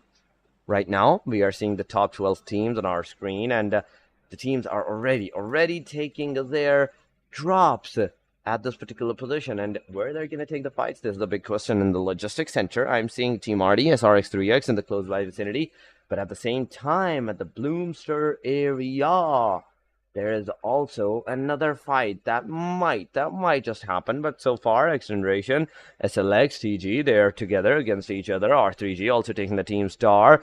So Livik is being Livik right now. The fights are happening constantly, just like that. XGeneration taking one player down, one knockout down on the SLXTG, but also receiving the damage of getting one of their player being knocked out and eliminated. Thug is on super low HP, but there comes a grenade. Second player goes back to the spectator seat. Destroyer being on the fire. He's still gonna survive, but R3G sending into the kill feed at the power plant. In fact, they're taking the fight at the power plant, and we have to see how the power plant will go. But for now, it's Alpha Boy taking the fight against Recon Noob securely, successfully crossing the road. But it's not going to be good for the XGeneration, because from the backside there are fire, from the front angle there are also fire, and Psycho with SG 1014. Oh my god, this will be a disaster. Anyone who's gonna push up on these stairs is gonna receive this shotgun. And I almost forgot about it, because we saw DBS, we saw the other shotguns with 7 bullets back to back without any break that you can shoot at the player that with a precise note is definitely gonna be deadly. But on the logistics centers, we are seeing SRX3X Team RD taking the fight once again. And there we have it. Nice night, completely taking down the Team RD's team. But now, with Alpha Boy being knocked down, the last match, MVP that took down the 3 players of the Team RD took the securation of the winner chicken dinner. Alpha Boy is down, and he has been finished, leaving Psycho as the final hope. There comes the smoke. The Psycho on the other side already has taken down Recon Noob. He's going to push forward, 6 bullets in his shotgun, and at the same time 6 in the backpack as well. But in the kill feed, there's Team HR, there's Team 7th Element, Aegon XIA, Team Star taking the fights. Constant fights are finally happening this time around, as I'm seeing one fight happening at the Crabgrass, the other one is happening at the Bloomster, the third one is in fact happening near the Holdus area, where 7th Element did go. In constant fights, these constant fights are what's making the difference. SLXTG, what's happening to them? They have not secured their player. They have not revved up their player so far. It's a 1v4. They can do it, but Psycho, the shotgun, the only shotgun that you have to be wary of in the Livik or in the Nusa map. But there we go. Thunderclap with the grenade gets a Psycho down, and it's over. It's over for the Team XGeneration. So far, both teams that got annihilated did not even secure a single point for themselves. But SLX, TG, SRX, 3X, they have secured portal elimination. But what happened to the SLX, TG? R3G happened. R3G from the backside, they happened to the SLX. They have came close. They took down one at least player. Recon Noob is inside of that compartment with a shotgun. There goes the shotgun. But all the bullets are being missed. Another shotgun, but he's securing. He's surviving both of them. This time around, Senny gets taken down, and oh my god. Imagine getting shot from 2 different angles with the same shotgun. But no, what have you done? You not only got the damage on yourself, but there goes another grenade from Recon Noob. which reconned on you, and you are down on your knees. R3G also receiving a huge some load of damage, with 2 players being knocked down, 1 player being finished out of that, and the rest 2 are in the long vicinity. They're not even in the closest vicinity right now. 7th Element on the other side. They're taking the fight against the team Star. Osama knocked down and finished off. Osama, after that, Star is down to the last player as well at the southern angles of the power plant. But R3G, there we go. Waz has been completed up. Naki in the back line near the rock, near the boulder. He's waiting out for the peak from the Team SLX. And at the same time, Team SLX already have the slightest of idea where the player might be situated at. The top 10 teams, they're here. Stage 1 is closing in 1 minute and 19 seconds. But let me tell you, you don't want to be outside of this stages. You don't want to be outside of the circle after the stage 2 has been formed up. Even the stage 1 and 2, like as the 1 closes up, the stage 2 forms up. The stage 2 also gives a lot of damage, but right now, 7th Element versus the Team SRX, it's happening on the upper edge. There is Shamir Boy, that is being I'd say the target of T24 OP right now, but Miracle in the closed line vicinity. He's coming with a UMP, not that much close that he can push on the players because of the call that if he gets knocked down, there is no surviving the players because the other team has a shotgun on their hand. The grenades are being pulled up. It's a smoke that might give a slightest of idea that you need to push. There's a grenade cooking up, and this is the moment that you can push on the players. But no, both of the teams are playing sensibly. No extra turretinal, I'd say, overextension is being done by the player. But Miracle, this is a miraculous move that you have done. Gone on top of that building. T24 OP still taking down Miracle. Miracle shooting from the upper side. He has the shotgun. He takes down another one. T24, even with the gun in his backpack, he takes down another player. Now he doesn't have any kind of healing. It's all up to the shotguns that he has to choose, that he has to make sure that the shotgun makes its difference. There's 4 healings, 4 first aid kits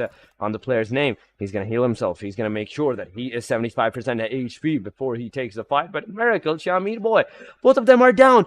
Knight goes for the rescue, but T24 OP, will you go with the 10-14 and takes them down? The answer might be a no, because from the backside, there's also the 7th Element. The cavalry is here. 1 player, Miracle, gets confirmed. T24 OP, once again healing himself. Chocosaurus at 1 angle. The other one is confirmed, contested by T24 OP. On the stairs, there's players. Chocosaurus receiving the damage, and at the same time, Knight gets taken almost down. He's half HP, but both of the players are taking the fight. But in the end, T24 OP, you are gonna do that with a 1v3 against the team, and you are gonna secure the eliminations. Beautiful 1v3 so far with just the 2-man squad. They have secured a total of 6 elimination. R3G, Rashan, and Noki also the last 2 guys surviving for the team. But Star is outside of the circle. Star is struggling outside. They have to make their way in. Means XH2E. They're also outside. Some of the players, in fact, at least, are outside. But I'm not seeing them getting that much of a damage, because 1 player that is getting the damage is Rex, I think. Rex is the one that is receiving the damage, but the rest of the 3 players are on the green HP. They are on the full HP side. Naki still waiting out, still waiting for the circle to be made, circle to like blow out of this location. Then they're gonna push forward, then they're gonna go close into the vicinity of the team and take the fights against them at that time. But 52 and 7th Element, it happened. 1 player gets taken down on the other side. Team Aegon taking the initiative against the team. HR Romeo Boy gets taken down by Blade. Rahman gets the final nail in the coffin on Jokey Boy, and Team HR is out. Team HR is out of the match. 7 total teams are surviving. Star is out. Once again, the teams are taking the fight. And once again,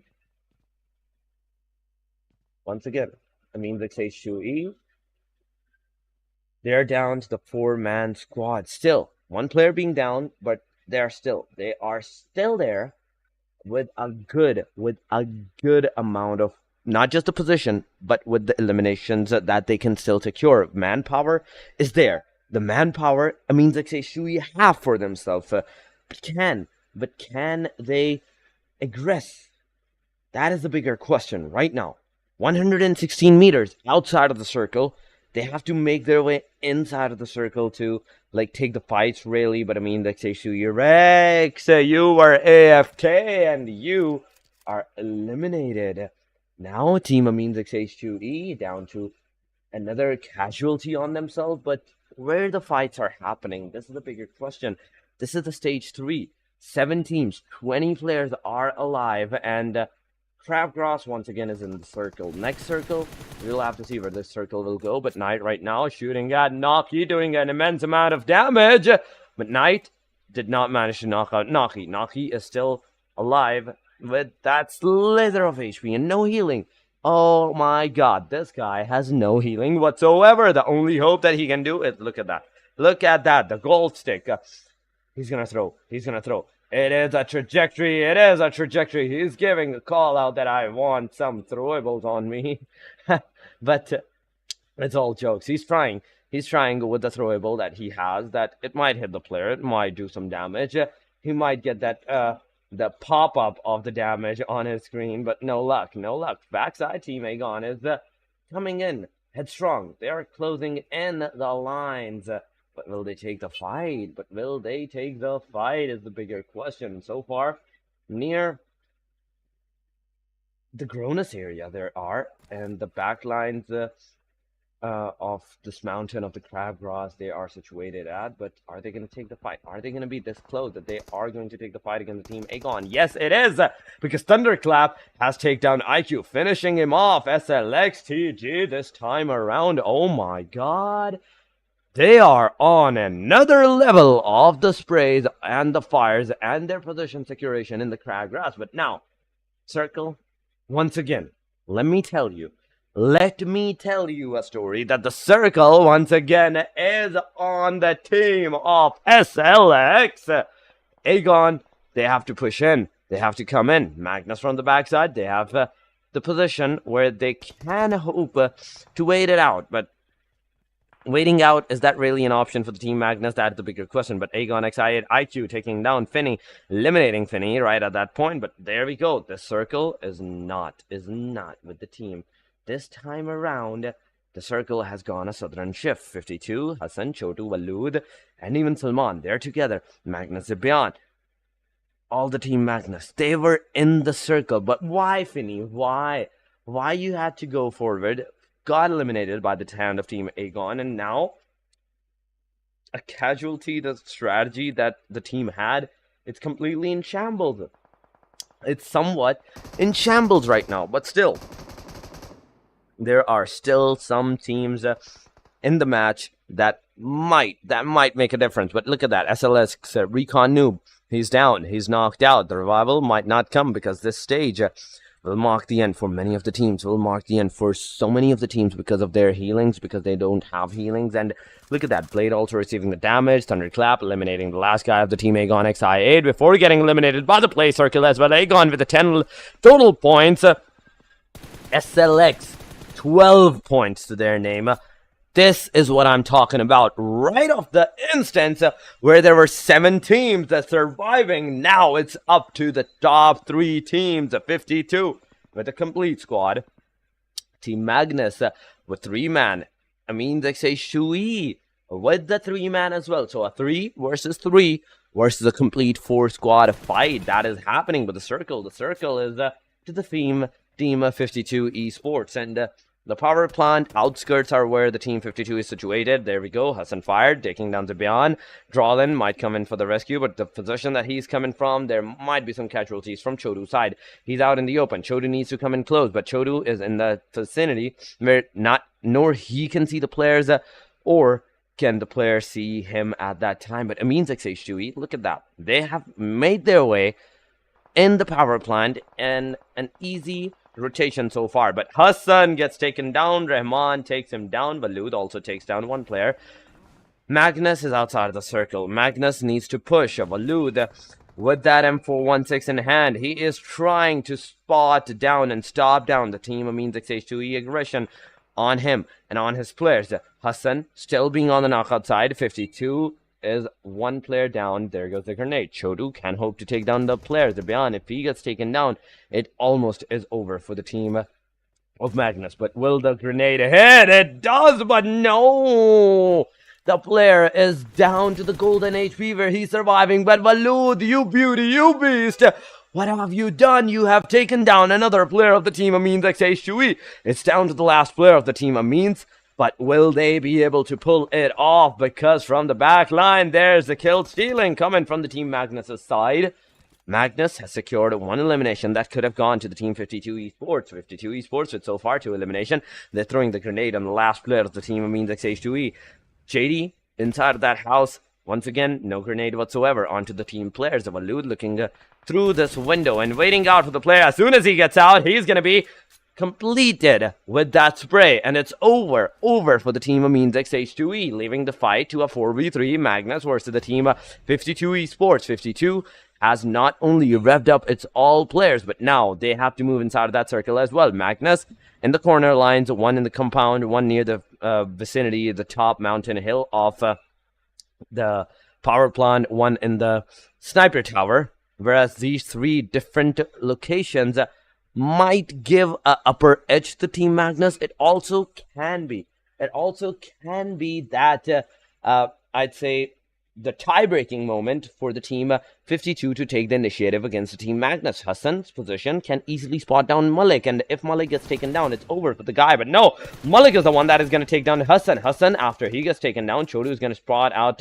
Malik and do some damage. Malik confirms the elimination. The Beyond is in the back line. There is no throwable. There is no nade that the player can throw on the team Magnus. Magnus has to move outside. Magnus has a circle for themselves. But look at that. The Beyond taking the vehicle, getting out of the vehicle right at that point. Salman took him down. The fight is back to a 3v2. Whereas once again, 52 has the upper edge. Drolin gets taken down, and it's almost over for the team Magnus. Drolin has been spotted. It's going to be a moment of time where the teams are going to use the utilities or the sprays. Chodu takes Drolin down, and it's a 1v3. It's a 1v3 right now. DBS S12K in the hand, but it's no.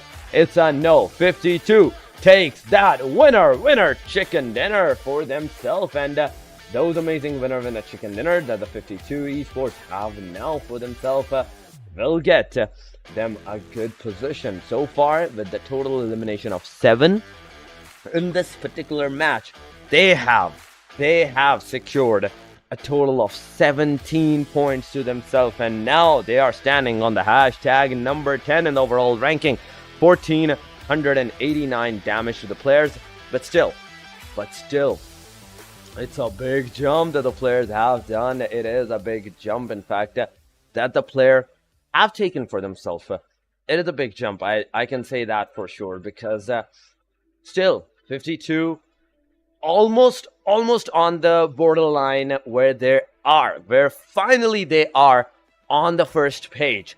They are in the complete overall ranking, the first page. Finally they are there. They have made their way from second page to the first one. They have completely turned that page up for themselves. But now it's over for the week stages. It's over for the league stages.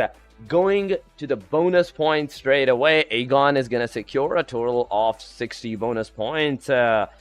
Oh my god, that is a big jump. Regicide with 56, 4 points difference. 52 for 7th Element, 51 for Magnus, 44 for XGeneration, 38 for Team Red Death, SRX3X with 37, Team Star with 37, Amines XH2E with 33, 52 with 33, and these are the things, these are the facts that I'm talking about. That look at that, 52 finally on that borderline edge with that first page position alongside of Stars, Amines, SRX3X, Red Death, XGeneration, and Magnus. But the top 3s are still there. The Giants are still there, and they have not budged an inch. But on the 11th spot, the bonus ranking goes like this. That Team Tough receiving 32 points, 28 for the Team HellRaiser, 1 for 1x Bublu, 26, 25 for the Team Oxygen, Skyline XTG with the 23, 21 for QWERTY, Se7en Esports with 11, 11 for hashtag AS6, and Freestyle with the 6.